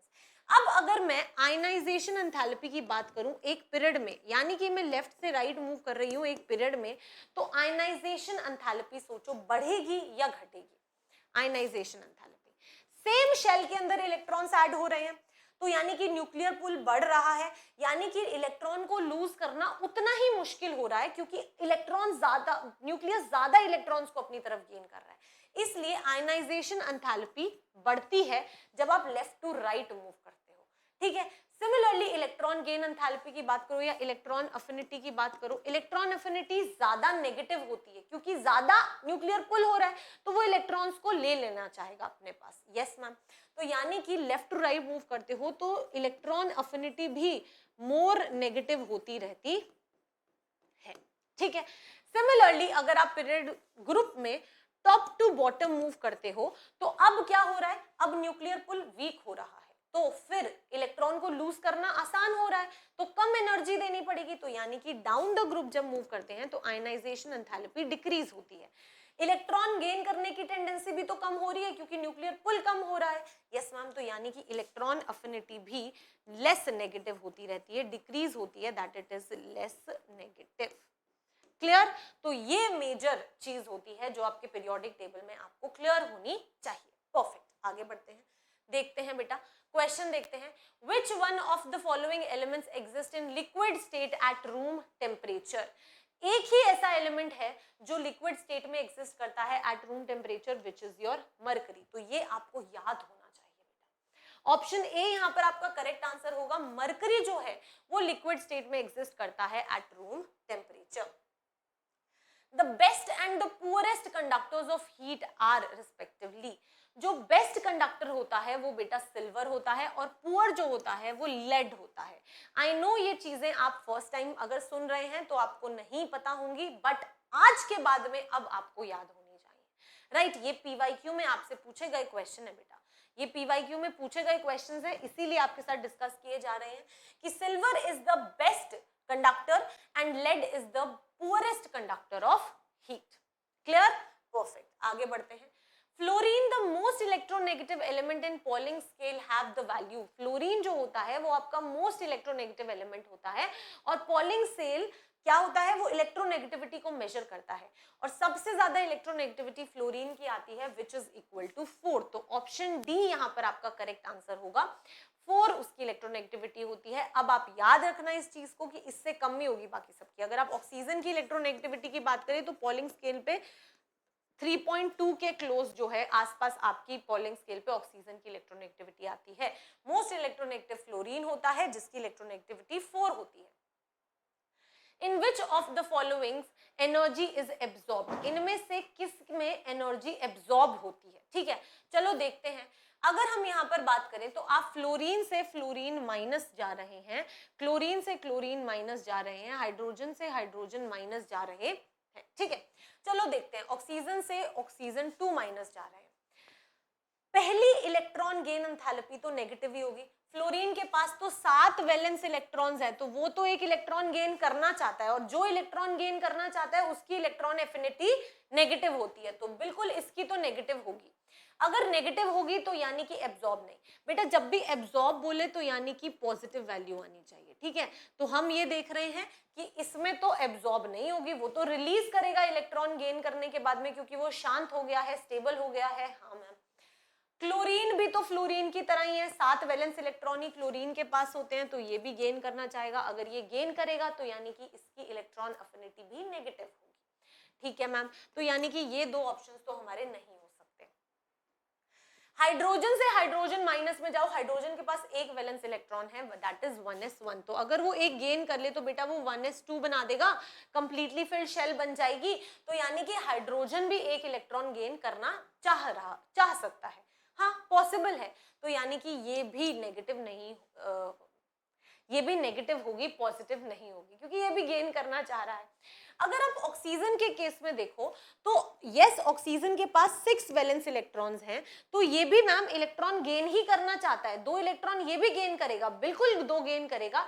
लेकिन जब आप इसमें एक इलेक्ट्रॉन ऐड कर दोगे और O माइनस बनाओगे ना तो ऑलरेडी जो इलेक्ट्रॉन्स हैं जब आप इसमें एक और इलेक्ट्रॉन ऐड करना चाहोगे ये बेटा इसकी नेगेटिव होती है, ये इसकी वैल्यू नेगेटिव होती है। लेकिन जब आप एक और इलेक्ट्रॉन गेन करना चाहोगे तो क्या होगा कि जो पहले से इलेक्ट्रॉन्स है वो धक्का देंगे, वो कहेंगे नहीं प्लीज बहुत भीड़ हो गई है, अब और मत आओ, अब और मत आओ। तो इस वजह से क्योंकि रिपल्शंस होते हैं, इलेक्ट्रॉनिक रिपल्शंस होते हैं, तो उसकी वजह से इसकी जो सेकंड इलेक्ट्रॉन एफिनिटी होती है दैट इज O2 माइनस वाली, ये बेटा पॉजिटिव हो जाती है, ये बेटा पॉजिटिव हो जाती है। ये आपको यहाँ पर ध्यान रखना है। ठीक है, फर्स्ट वाली तो नेगेटिव ही होती है लेकिन सेकंड वाली पॉजिटिव हो जाती है क्योंकि जो पहले से इलेक्ट्रॉन्स है वो फिर कहने लग जाते हैं कि बस अब और लोग मत लाओ। ठीक है, तो इसलिए ये वैल्यू पॉजिटिव होती है, दैट इज एब्जॉर्ब होती है। तो ऑप्शन सी जो है वो यहाँ पर आपका करेक्ट आंसर होगा। क्लियर? परफेक्ट, वेरी गुड, आगे बढ़ते हैं। Which of the following order of ionization energy is correct? आपको आयनाइजेशन एनर्जी का करेक्ट ऑर्डर बताना है। तो अगर मैं यहाँ पर ध्यान से देखूं तो मुझे सभी की इलेक्ट्रॉनिक कॉन्फ़िगरेशन लिखनी पड़ेगी। मेरे पास है हाइड्रोजन, हीलियम, लिथियम, बेरिलियम है बोरोन है, कार्बन है, नाइट्रोजन है और ऑक्सीजन है, ठीक है। तो यहाँ पर 1s2 तो सभी में ही है, हाइड्रोजन, हीलियम, लिथियम भी गया, तो 2s2 से शुरू कर देते हैं। 2s2, 2s2, 2p1, 2s2, 2p2, 2s2, 2p3 और ये 2s2, 2p4। अगर ध्यान से देखो आप यहाँ पर, तो नाइट्रोजन के केस में 2s2 है बेटा, और ये जो p में 3 होते हैं, यानी कि 3 आपके इलेक्ट्रॉन्स इस तरीके से फिल होते हैं। तो नाइट्रोजन के पास ना हाफ फिल्ड इलेक्ट्रॉनिक कॉन्फ़िगरेशन होती है। तो जैसे फुल फिल्ड स्टेबल होती है, उसी तरह से हाफ फिल्ड भी काफी स्टेबल होती है। तो यानी कि नाइट्रोजन नहीं चाहता कि इसकी ये इलेक्ट्रॉनिक कॉन्फ़िगरेशन कोई भी डिस्टर्ब करे, ठीक है। तो यानी कि इसका इलेक्ट्रॉन रिमूव करना बहुत मुश्किल होगा, इसका इलेक्ट्रॉन रिमूव करना बहुत मुश्किल होगा, क्योंकि ये स्टेबल है। तो इसलिए सबसे ज्यादा आयनाइजेशन एंथैल्पी जो होगी वो किसकी होगी? नाइट्रोजन की होगी। सबसे ज्यादा एनर्जी नाइट्रोजन के इलेक्ट्रॉन को रिमूव करने के लिए देना पड़ेगा, क्योंकि उसकी हाफ फिल्ड इलेक्ट्रॉनिक कॉन्फ़िगरेशन है, ठीक है। यस मैम, तो यानी कि यहां से नाइट्रोजन आपका करेक्ट आंसर हो गया है, ठीक है मैम। तो यानी कि सबसे ऊपर नाइट्रोजन होना चाहिए। अगर मैं ऑप्शंस में देखूं तो सिर्फ एक ही ऐसा ऑप्शन है, दैट इज बी, जिसके अंदर नाइट्रोजन की आयनाइजेशन एनर्जी सबसे ज्यादा दी है, तो आपको वैसे ही अपना आंसर मिल गया। स्टिल और समझना है तो समझते हैं। उसके बाद में हमें पता है कि आयनाइजेशन एनर्जी जो होती है, जैसे जैसे हम लेफ्ट टू राइट मूव करते हैं, आयनाइजेशन एंथैल्पी इंक्रीज होती है। तो यानी कि अगर नाइट्रोजन ने कुछ वियर्ड बिहेवियर दिखाया, उसके बाद में तो ऑक्सीजन की ही होगी। Yes ma'am. उसके बाद में carbon and then boron, then beryllium. और बोरोन में देखो बेटा, again 2s2 completely filled shell है, यहाँ पर 2p1 है, तो जो ये है ये कंप्लीटली फिल्ड है, तो ये वियर्ड बिहेवियर दिखाएगा।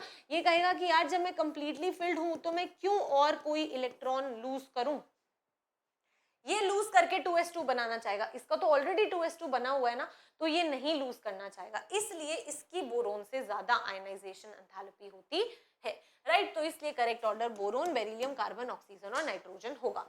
नाइट्रोजन ज्यादा क्यों? हाफ फिल्ड की वजह से। बेरिलियम की बोरोन से ज्यादा क्यों? क्योंकि उसकी 2s2 इलेक्ट्रॉनिक कॉन्फ़िगरेशन है, दैट इज कंप्लीटली फिल्ड है। क्लियर? यस। तो ऑप्शन बी यहाँ पर आपका करेक्ट आंसर होगा। परफेक्ट बच्चे, आगे बढ़ते हैं। On descending a group, electropositive character of elements, electropositive character यानी कि इलेक्ट्रॉन लूज करने की टेंडेंसी, जब आप टॉप टू बॉटम मूव करोगे बच्चे, जब आप टॉप टू बॉटम मूव करोगे तो न्यूक्लियर पुल वीक होता रहता है, शेल इंक्रीज होती रहती है, तो इलेक्ट्रॉन को लूज करना आसान है। न्यूक्लियस पुश अट्रैक्ट ही नहीं कर रहा अपने पास, तो यानी कि इलेक्ट्रोपॉजिटिव कैरेक्टर इंक्रीज होता रहता है। तो यहाँ पर इंक्रीजेस जो है, दैट इज ऑप्शन ए, वो आपका करेक्ट आंसर हो जाएगा। क्लियर है? परफेक्ट, आगे बढ़ते हैं। Next question, which has the least ionization potential, किसका आयनाइजेशन पोटेंशियल सबसे कम है? तो चलो देखते हैं। नाइट्रोजन। मैम नाइट्रोजन में हाफ फिल्ड इलेक्ट्रॉनिक कॉन्फ़िगरेशन है, तो वो इलेक्ट्रॉन लूज नहीं करना चाहेगा, ठीक है। परफेक्ट, तो ये हमारा आंसर नहीं हो सकता। फ्लोरीन बेटा, मैम सबसे ज्यादा इलेक्ट्रोनेगेटिव एलिमेंट है, 7 वैलेंस इलेक्ट्रॉन है, तो वो तो इलेक्ट्रॉन गेन करना चाहता है, लूज करके उसको कोई फायदा नहीं होना, राइट। यस, तो यानी कि ये भी आयनाइजेशन एनर्जी इसकी भी नहीं होगी लीस्ट। परफेक्ट। नेक्स्ट देखो, नियॉन बेटा, नियॉन तो कंप्लीटली फिल्ड है भैया, बिल्कुल स्टेबल है, कंप्लीटली फिल्ड इलेक्ट्रॉनिक कॉन्फ़िगरेशन है, ना तो लूज करना चाहते हैं ना गेन करना चाहते हैं, तो ये भी नहीं हो सकता। तो एक ही तो ऑप्शन बचा, ऑप्शन बी, तो वो आपका करेक्ट आंसर होगा, राइट। Yes, perfect. तो इस तरीके से आपको सभी ऑप्शंस को देख के अपना आंसर निकालना है। Element A belongs to group 7 in P block, ठीक है। अगर कोई एलिमेंट ग्रुप 7 से बिलोंग करता है, तो यानी कि A में 7 वैलेंस इलेक्ट्रॉन्स हैं, ये समझ आ रहा है। A जो है वो एक हैलोजन है, ठीक है। Yes ma'am. And element B belongs to group 1, और अगर B आपका ग्रुप 1 से है बेटा, तो यानी कि उसकी जनरल इलेक्ट्रॉनिक कॉन्फ़िगरेशन NS1 है, तो यानी कि ये एक एल्कली मेटल है, ये आपका एक एल्कली मेटल है, ठीक है, ऑफ द पीरियोडिक टेबल, जो एस ब्लॉक से में एग्जिस्ट करता है। एस ब्लॉक में ही होते हैं alkali metals. Perfect. Out of the following assumptions the correct one is, क्या अज्यूम कर सकते हैं हम ये अज्यूम कर सकते हैं कि क्योंकि ये एक एल्कली मेटल है, तो बी तो एक मेटल होगा, और क्योंकि ये 7 वैलेंस इलेक्ट्रॉन हलोजन है, और हलोजन्स बेटा क्या होते हैं, नॉन मेटल होते हैं, राइट, तो आपका ये एक नॉन मेटल होगा। ऑप्शंस देखो, A is a metal, no, A is a non metal and B is a metal, yes, option D जो है वो यहाँ पर आपका करेक्ट आंसर होगा। नॉन मेटल्स वो होते हैं जो इलेक्ट्रॉन गेन करते हैं, और जो इलेक्ट्रॉन लूज करते हैं उन्हें मेटल्स कहते हैं। तो एल्कली मेटल्स के पास NS1 एक ही इलेक्ट्रॉन होता है, वो लूज करना चाहते हैं ताकि stable noble gas configuration achieve कर सके, तो वो एक मेटल होता है। 7 वैलेंस इलेक्ट्रॉन है, लूज नहीं करना चाहते, गेन करना चाहते हैं, तो वो एक नॉन मेटल होता है। क्लियर है? Yes, very good. इस तरीके से सॉल्व करना है। The element with electronic configuration 3d5 4s1 is, तो आपसे पूछा गया है कि कौन सा एलिमेंट है जिसकी इलेक्ट्रॉनिक कॉन्फ़िगरेशन अगर 3d5 4s1 है, तो बेटा ध्यान से देखना, जब D शेल आती है, जब D आती है तो मेरे को एक चीज पता है कि ये 4th पीरियड के अंदर एलिमेंट्स प्रेजेंट होते हैं, और एक चीज हमेशा याद रखना, अगर आपका D सब शेल कंप्लीटली फिल्ड नहीं है, हाफ फिल्ड है अगर आपका डी सब शेल, तो ये चीज याद रखनी है कि डी सब शेल जब हाफ फिल्ड होता है तो ट्रांजिशन एलिमेंट्स होते हैं। वो कौन से होते हैं? ट्रांजिशन एलिमेंट्स होते हैं वो। तो यानी कि अभी तक डी कंप्लीटली फिल नहीं हुआ है, तो वो एक ट्रांजिशन एलिमेंट है, तो ऑप्शन सी जो होगा वो आपका यहाँ पर करेक्ट आंसर होगा। क्लियर है? आई होप बिल्कुल क्लियर है। वेरी गुड बच्चे।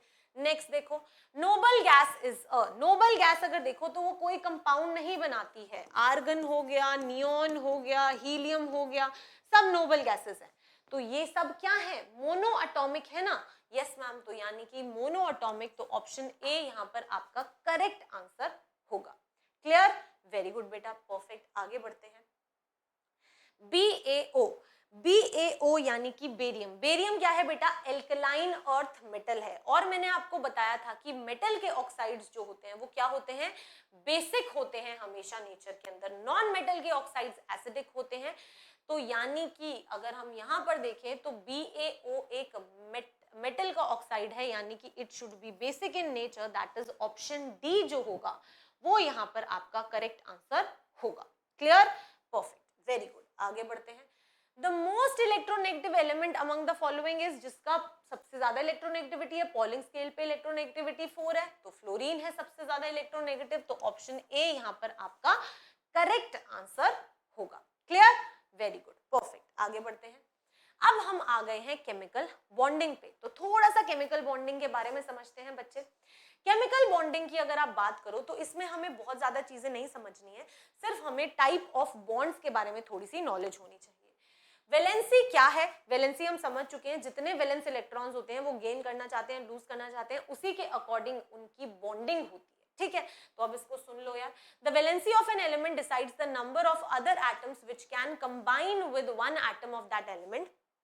For example, valency of carbon is 4 and that of hydrogen is 1. तो हम क्या देखते हैं कि अगर कार्बन की वैलेंसी 4 है और हाइड्रोजन की वैलेंसी 1 है, तो कार्बन के साथ 4 हाइड्रोजन अटैच होते हैं और आपको CH4 जैसा कंपाउंड मिलता है। ठीक है, यस मैम। इनर्ट गैसेस बेटा कोई कंपाउंड नहीं फॉर्म करती, उनकी वैलेंसी हमेशा 0 होती है। Bond formation between them would be van der Waals bond, तो अगर कभी भी कोई आर्गन आर्गन के बीच में बॉन्ड बना भी तो वो क्या होगा? उसमें कोई शेयरिंग ऑफ इलेक्ट्रॉन्स नहीं होगा, वीक वैन डर वाल फोर्सेस होंगी उनके बीच में। क्लियर है? परफेक्ट। आगे बढ़ते हैं। अब आपके सामने यहाँ पर सारों की वैलेंसीज दी हुई हैं, इस टेबल को गो थ्रू कर सकते हो, अगर जाना है तो देख लेना। हाइड्रोजन की वैलेंसी, जिनकी वैलेंसी 1 होती है तो H+, sodium plus, potassium plus, rubidium plus, caesium plus, Cu plus, silver plus, right. तो ये सारी आपको यहाँ पर टेबल में वैलेंसीज दी हुई है, you can go through them. Clear? कोई दिक्कत नहीं है, बस गो थ्रू करना है। 2 + 2 + 2 + 2 प्लस है तो वैलेंसी 2 है। यहाँ पर अगर देखोगे तो डाइवेलेंट है, 2 - 2 - है। क्लियर है? ऐसे टेबल्स आपके सामने हैं, प्लीज परफेक्ट, इनको गो थ्रू कर सकते हो। अब अगर आप यहाँ पर बॉन्डिंग की बात करते हो तो इलेक्ट्रॉन एटम्स जो है वो कैसे बॉन्ड बना सकते हैं? मैम हो सकता है कि वो अपने इलेक्ट्रॉन्स को लूज करना चाहे, ठीक है, तो इलेक्ट्रॉन लूज या फिर गेन करके वो अपना बॉन्डिंग कर सकते हैं। दूसरा क्या कर सकते हैं? हो सकता है कि वो आपस में इलेक्ट्रॉन्स को शेयर करना चाहे, तो मैम वो इलेक्ट्रॉन शेयर करके भी बॉन्डिंग कर सकते हैं, राइट। यस। हो सकता है कि दो एटम्स ऐसे हैं जिसमें एक के पास बहुत सारे इलेक्ट्रॉन्स है, एक के पास है ही नहीं, तो जो एक बॉन्ड बनने के लिए 2 इलेक्ट्रॉन चाहिए होते हैं, तो एक एटम दोनों के दोनों इलेक्ट्रॉन्स ही दे दे, तो वो भी तो एक टाइप का बॉन्ड है। यस मैम, तो ये सारे टाइप ऑफ बॉन्डिंग हम देखने वाले हैं। चलो, अब अगर हम बात करें तो first is electronic theory of valency. According to this theory every element has a tendency to occupy the electronic configuration. हर किसी को अपनी 8 वैलेंस इलेक्ट्रॉन्स चाहिए, full completely filled electronic configuration चाहिए। ठीक है, yes ma'am. The configuration is attained by, कैसे attain कर सकते हैं, या तो ट्रांसफर कर दें इलेक्ट्रॉन्स को, ठीक है, तो इलेक्ट्रोवैलेंसी हो जाएगा, या तो शेयर कर लें, या फिर डोनेशन कर दें कि दोनों के दोनों इलेक्ट्रॉन्स ही डोनेट कर दें। एग्जाम्पल देती हूँ, जैसे कि Na+, Na है, एक वैलेंस इलेक्ट्रॉन है, लूज करना चाहता है, उसने लूज किया तो Na+ बन गया, एक इलेक्ट्रॉन लूज किया। Cl था, Cl को एक इलेक्ट्रॉन चाहिए था ताकि कंप्लीटली फिल्ड शेल ले जाए, तो यानी कि जो Na ने इलेक्ट्रॉन लूज किया वो Cl ने गेन कर लिया, तो जैसे ही गेन किया Cl- हुआ, तो इन दोनों के बीच में बेटा Na+Cl- इनके बीच में एक बॉन्ड बन गया जिसको आयनिक बॉन्ड कहते हैं। वो क्यों हुआ, वहां पर इलेक्ट्रॉन की एक ने लूज किया, दूसरे ने गेन किया, ठीक है, तो इस टाइप की बॉन्डिंग को कहा जाता है आयनिक बॉन्ड। ठीक है, यस मैम, जहां पर ट्रांसफर होता है इलेक्ट्रॉन्स का। ठीक है, नेक्स्ट क्या होता है, शेयरिंग। जैसे कि मान लो कि हाइड्रोजन के पास एक इलेक्ट्रॉन था, ठीक है, हाइड्रोजन के पास एक इलेक्ट्रॉन था, क्लियर है, एक और हाइड्रोजन आया, उसने कहा मेरे पास भी एक इलेक्ट्रॉन है, और दोनों को अपनी कंप्लीट फिल करने के लिए शेल को, हाइड्रोजन के बाद हीलियम आता है, हीलियम यानी कि 1s2 इलेक्ट्रॉनिक कॉन्फ़िगरेशन करनी है अचीव, दोनों को दो दो इलेक्ट्रॉन्स चाहिए, तो ये कहता कि तू भी शेयर कर ले और मैं भी शेयर कर लेता हूं और दोनों की कंप्लीटली फिल्ड शेल बन जाएगी। तो यहाँ पर जो शेयरिंग हुई, दोनों की completely filled shell electronic configuration हो गई और इन्होंने बना लिया H2। तो ये टाइप का जो बॉन्ड होता है जहां पे शेयरिंग ऑफ इलेक्ट्रॉन्स होता है, उस टाइप की बॉन्डिंग को कहा जाता है कोवेलेंट बॉन्डिंग। ठीक है, वो कोवेलेंट बॉन्ड्स कहलाते हैं। परफेक्ट। नेक्स्ट क्या होगा, मान लो कि A के पास में बहुत इलेक्ट्रॉन्स थे लेकिन B एकदम ही गरीब है, उसके पास इलेक्ट्रॉन्स है ही नहीं। ठीक है, तो A क्या करेगा, A कहेगा कि यार ये ले, दोनों के दोनों इलेक्ट्रॉन्स ही मैं दे देता हूं तुझे। तो जो इस टाइप की बॉन्डिंग होती है इसे कोऑर्डिनेट बॉन्ड कहा जाता है, जहां पर एक ही एटम दोनों के दोनों इलेक्ट्रॉन्स देता है। ठीक है, तो इस टाइप के बॉन्ड को कोऑर्डिनेट बॉन्ड कहा जाता है। तो donation of lone pair of electrons, that is coordinate valency. चलो, वेरी गुड, आगे देखते हैं। There are 3 types of bonding, again electrovalent और ionic bond, covalent bond और coordinate bond। कोई दिक्कत नहीं है, ये हमें क्लियर है। आगे देखते हैं, इलेक्ट्रोवेलेंट और ionic bond. Electrovalent bond is formed between electropositive and electronegative elements, right. यहाँ पर सोडियम, पोटेशियम, ये सारे इलेक्ट्रोपॉजिटिव हैं जो इलेक्ट्रॉन को लूज करना चाहते हैं, और oxygen, fluorine, neon, sulphur, chlorine, bromine, ये इलेक्ट्रोनेगेटिव एलिमेंट्स हैं जो इलेक्ट्रॉन को गेन करना चाहते हैं। ठीक है, तो एक लूज करेगा तभी तो दूसरा गेन करेगा, तभी इन दोनों के बीच में बॉन्ड फॉर्म होगा। The number of electrons lost or taken up by the element is called the electrovalency। उसको इलेक्ट्रोवेलेंसी कहते हैं। जगह यानी कि अगर Na ने Na+ इलेक्ट्रॉन बनाया है तो ये इसकी इलेक्ट्रोवेलेंसी 1 है। ठीक है, अगर आप ऑक्सीजन की बात करते हो तो ऑक्सीजन ने 2 इलेक्ट्रॉन्स गेन किए हैं और O2- बनाया है, तो इसकी इलेक्ट्रोवेलेंसी 2 है।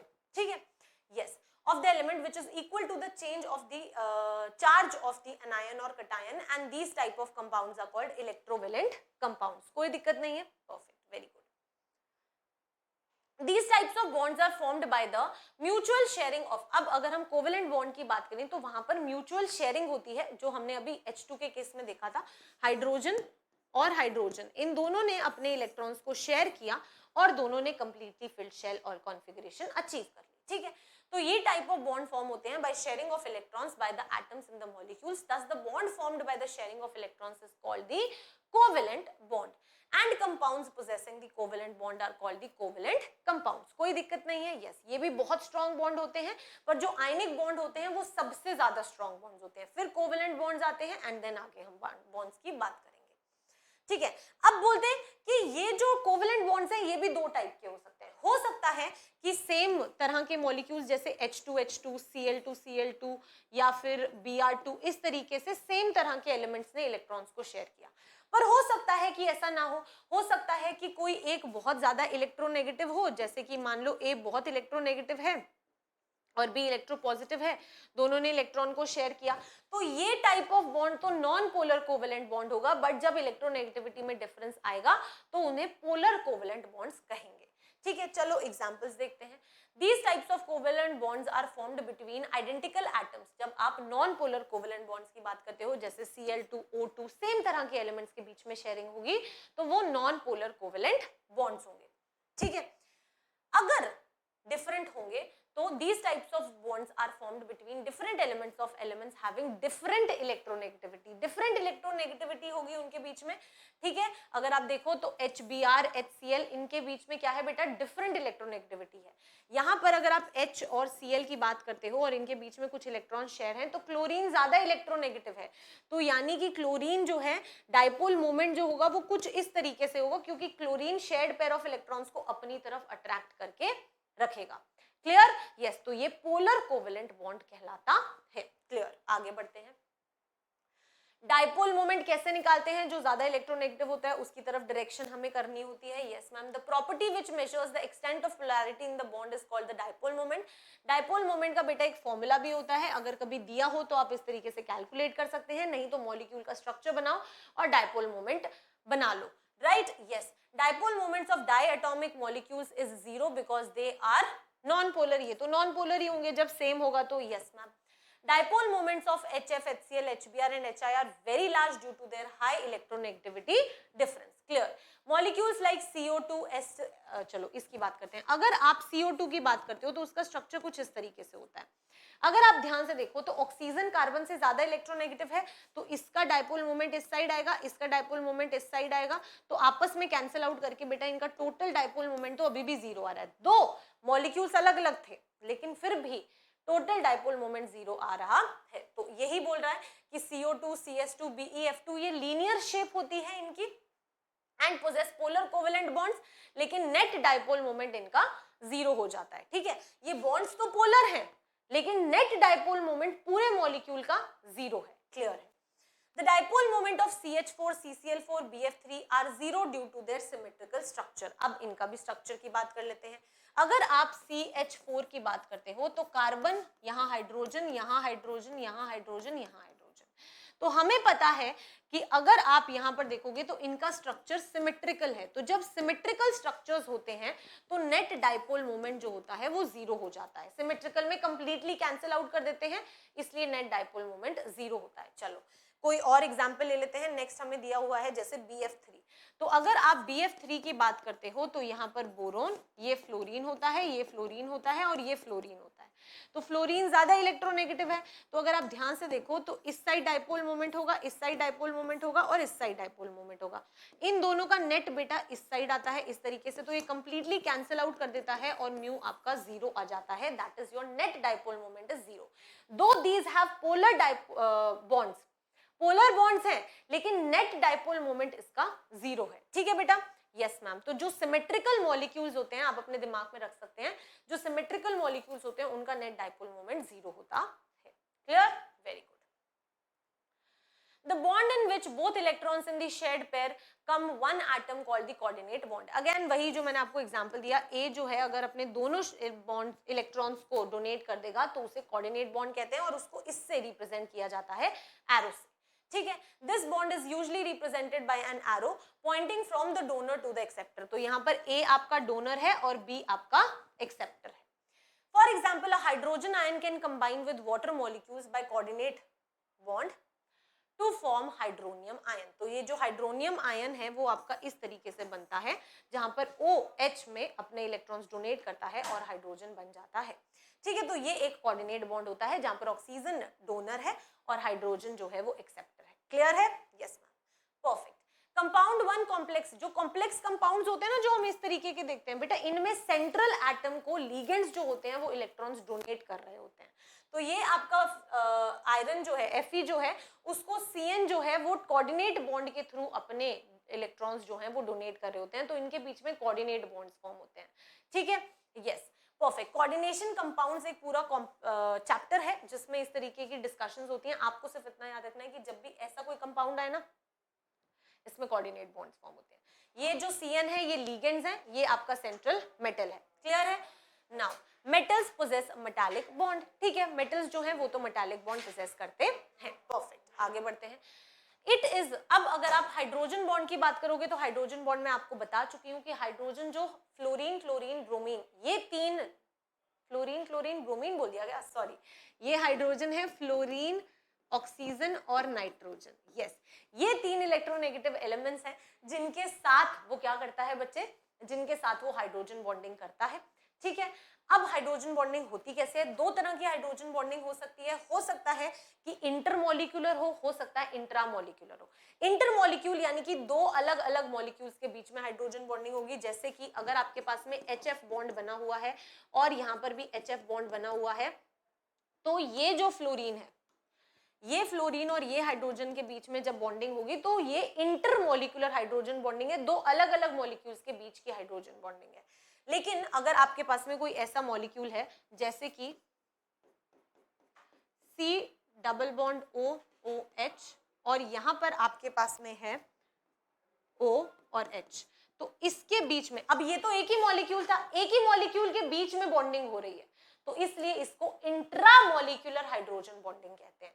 तो अगर सेम मॉलिक्यूल के बीच में हाइड्रोजन बॉन्डिंग हो जाए तो उसको इंट्रामोलिक्यूलर कह देना, अगर दो अलग अलग मॉलिक्यूल्स के बीच में हाइड्रोजन बॉन्डिंग हो रही हो तो उसे इंटरमोलिक्यूलर हाइड्रोजन बॉन्डिंग कह देना। हाइड्रोजन बॉन्डिंग तो यही होगी कि हाइड्रोजन फ्लोरीन ऑक्सीजन या नाइट्रोजन में से किसी के साथ करेगा, क्लियर है। तो देख लेते हैं, hydrogen bond is represented by a dotted line, देखो मैंने डॉटेड लाइन से रिप्रेजेंट किया है, ये बॉन्डिंग हो गई, ये आपकी क्या है बेटा, ये आपको करेक्ट ऑर्डर दिया हुआ है हाइड्रोजन बॉन्डिंग का, यहाँ पर आपको इंटरमोलिकुलर और इंट्रामोलिकुलर के बीच का बेसिक डिफरेंस बता दिया, कोई दिक्कत नहीं है। यस, थ्योरी आप गो थ्रू कर सकते हैं, एक बार थ्योरी पढ़ लेना, समझा मैंने आपको दिया, परफेक्ट। क्वेश्चंस करते हैं, थोड़े से क्वेश्चंस करेंगे तो चीजें और समझ आएंगी। क्या कहता है क्वेश्चन, ध्यान से देखो बेटा। क्वेश्चन कहता है that two elements gallium and oxygen combine to form a compound Ga2O2, which among the following is the valency of gallium। अगर मैं यहां पर देखूं तो Ga2O3 है ना, यस। तो अगर आप इनको अलग अलग करके लिखोगे तो ये गैलियम होगा, ये ऑक्सीजन होगा, है ना। अगर हम यहां पर देखें तो गैलियम +3 हो और ऑक्सीजन -2 हो, तभी तो आपका ये कंपाउंड बन सकता है, राइट। तो ये 3 यहाँ पर, ये इधर, तो +3 -2, तो यानी कि +3, दैट इज ऑप्शन सी जो होगा वो यहाँ पर आपका करेक्ट आंसर होगा। जैसे हम कंपाउंड्स बनाते थे ना क्रॉस करके, बिल्कुल उसी का उल्टा कर दिया तो आपको आंसर मिल गया, right. Yes, very good, perfect. आगे बढ़ते हैं। Directions, the following questions consist, अब आपको यहाँ पर कुछ स्टेटमेंट्स दिए हुए हैं बेटा, स्टेटमेंट्स पढ़ने हैं और आंसर देना है, ठीक है। Yes ma'am. तो अगर ए कब होगा, जब फर्स्ट भी सही है सेकंड भी सही है और सेकंड वाला करेक्ट एक्सप्लेनेशन है फर्स्ट का। सेकंड कब होगा, जब फर्स्ट भी सही है सेकंड भी सही है लेकिन करेक्ट एक्सप्लेनेशन नहीं है। थर्ड कब होगा, जब फर्स्ट ट्रू हो सेकंड ट्रू ना हो। थर्ड कब होगा, जब दोनों ही फॉल्स हो। चलो पढ़ते हैं। Statement 1, water is more polar than hydrogen sulphide. Oxygen ज्यादा इलेक्ट्रोनेगेटिव है ना, हाँ मैम, तो बिल्कुल yes, water is more polar, बिल्कुल सही है। फर्स्ट स्टेटमेंट जो है वो ट्रू है क्योंकि oxygen is more electronegative, perfect. Second, oxygen is more electronegative than sulphur, हाँ ऑब्वियसली यही तो है, परफेक्ट, ट्रू। और हमने रीजन भी तो यही दिया, यस। तो यानी कि स्टेटमेंट 1 भी ट्रू है, स्टेटमेंट 2 भी ट्रू है और सेकंड स्टेटमेंट फर्स्ट स्टेटमेंट का करेक्ट एक्सप्लेनेशन भी है। तो यानी कि जो करेक्ट आंसर होगा वो कौन सा होगा, ए। तो यहां पर हमारा करेक्ट आंसर ए होगा, परफेक्ट। आगे बढ़ते हैं। Next question, purely covalent compounds contain conduct होना चाहिए, can not conduct electricity while purely ionic compounds. Purely covalent compounds conduct electricity while purely ionic compounds. There is something wrong with the question बेटा, एक बार ध्यान से question frame करने की कोशिश करते हैं। Purely covalent compounds cannot, यहाँ पर बेटा cannot के आगे conduct आना चाहिए था, शायद यहाँ पर conduct आना चाहिए, cannot conduct electricity while purely ionic compounds can। चलो अब इस क्वेश्चन को करो, ठीक है। अगर हम यहाँ पर ध्यान से देखें तो कहता है कि जो प्योरली कोवेलेंट कंपाउंड्स होते हैं उनके अंदर तो सारे के सारे इलेक्ट्रॉन शेयर हो चुके होते हैं, कोई फ्री इलेक्ट्रॉन्स होते ही नहीं है, तो चार्ज कैरियर्स है ही नहीं। तो यस, जो प्योर कोवेलेंट कंपाउंड्स होते हैं वो इलेक्ट्रिसिटी कंडक्ट नहीं कर सकते। तो purely covalent compounds can not conduct electricity, that is true, ठीक है। While purely ionic compounds can. अगर आप प्योरली आयनिक कंपाउंड्स की बात करो तो प्योरली आयनिक कंपाउंड्स बेटा अपनी सॉलिड स्टेट के अंदर तो नहीं कंडक्ट कर सकते, ठीक है, क्योंकि सॉलिड स्टेट में कोई फ्री इलेक्ट्रॉन नहीं है। लेकिन अगर आप उसको मोल्टन स्टेट में डाल दो तो आयनिक कंपाउंड्स है ना, जैसे कि NaCl, जैसे कि NaCl, तो अगर मैं इसको कोई मोल्टन स्टेट में डाल दूं तो ये आयनाइज हो जाते हैं, ये आयनाइज होके Na+ और Cl- बना लेंगे, यानी कि फ्री आयंस हो गए। और फ्री आयंस आपकी इलेक्ट्रिसिटी कंडक्ट कर सकते हैं क्योंकि वो अच्छे चार्ज कैरियर्स होते हैं।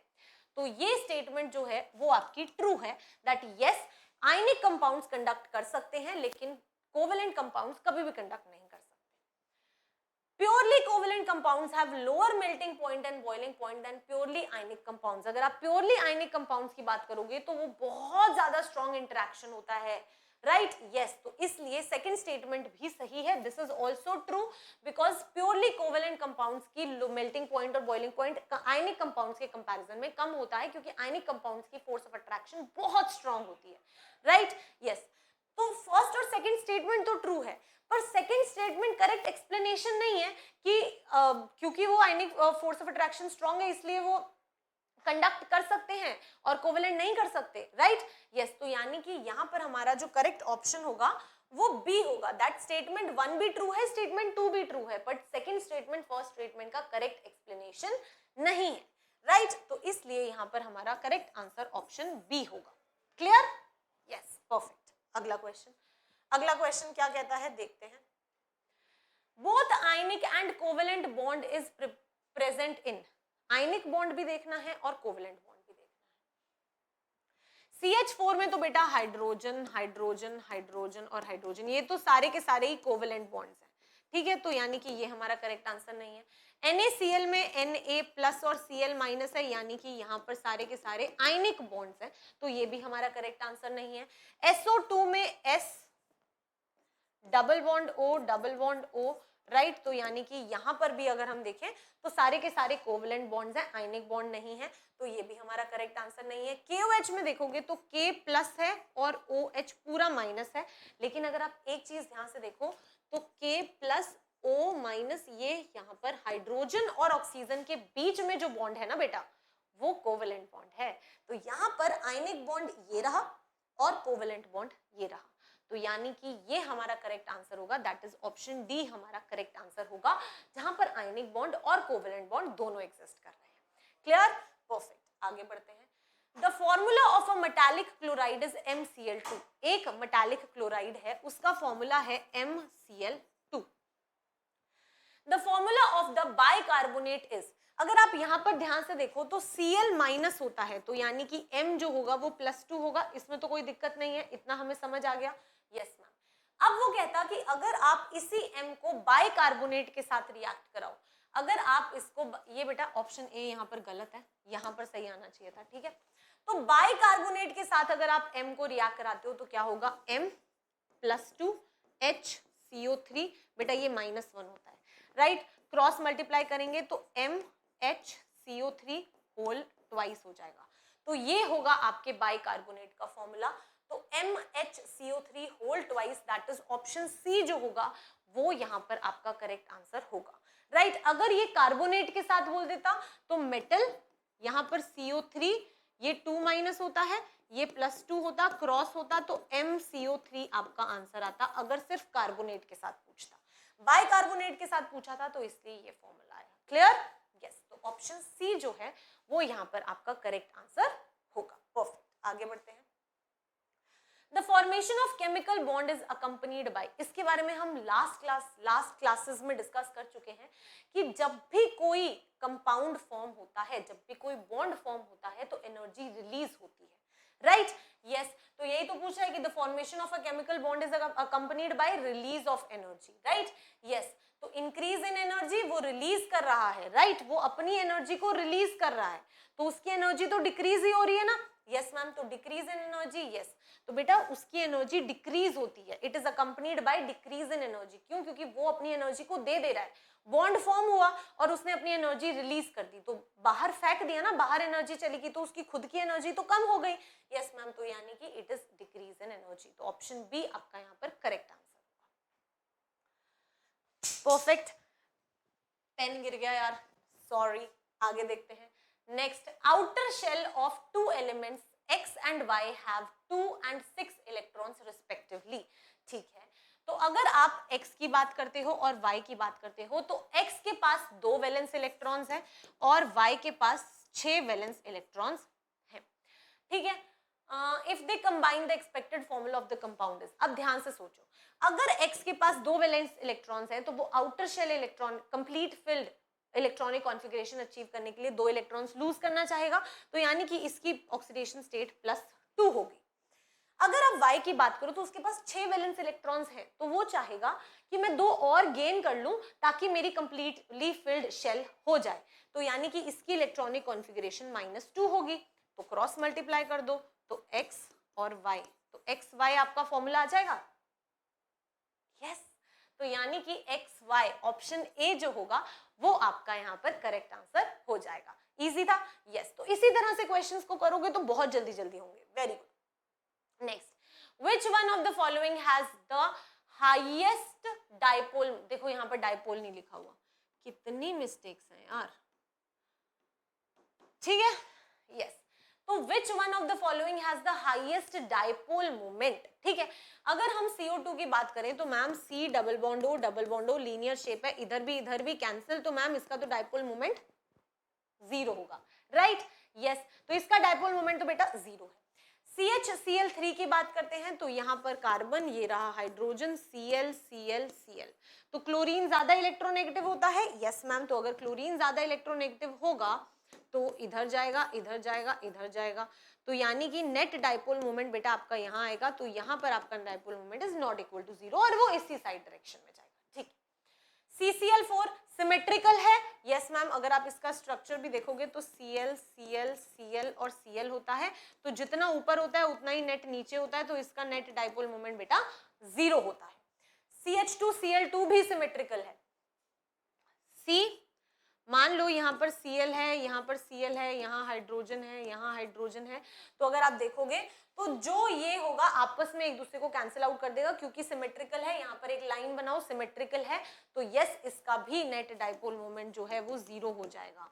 तो यानी कि सिर्फ एक ही तो ऐसा है जिसका नेट डाइपोल मोमेंट है, तो मैम ऑप्शन बी यहाँ पर हमारा करेक्ट आंसर होगा। क्लियर? यस, तो ऑप्शन बी यहाँ पर आपका करेक्ट आंसर होगा। परफेक्ट बच्चे, वेरी गुड। आगे बढ़ते हैं और हम अपने सेशन के एंड पर आ चुके हैं, राइट? तो आई नो आज का लेक्चर बहुत बड़ा हो गया एंड आई होप आपको हर चीज समझ आई होगी, क्योंकि पीरियोडिक टेबल की अंडरस्टैंडिंग होना बहुत जरूरी है, उसकी सारी प्रॉपर्टीज जो है उनकी अंडरस्टैंडिंग होना बहुत जरूरी है। तो ये सब आपको जरूर करना है। जो टेबल आपको मिली है कॉमन नेम्स और कंपाउंड्स की, बच्चे उसको जरूर गो थ्रू करना, क्योंकि उसको पढ़ोगे तभी सारी चीजें क्लियर होंगी, राइट? यस, तो आपको अपनी प्रैक्टिस इसी तरह से करनी है, तो ऐसे ही प्रैक्टिस करते रहिए। डू लेट मी नो कि कैसा लगा आज का सेशन, कितने क्वेश्चंस आपके सही हुए। Keep practising, all the best, जय हिंद।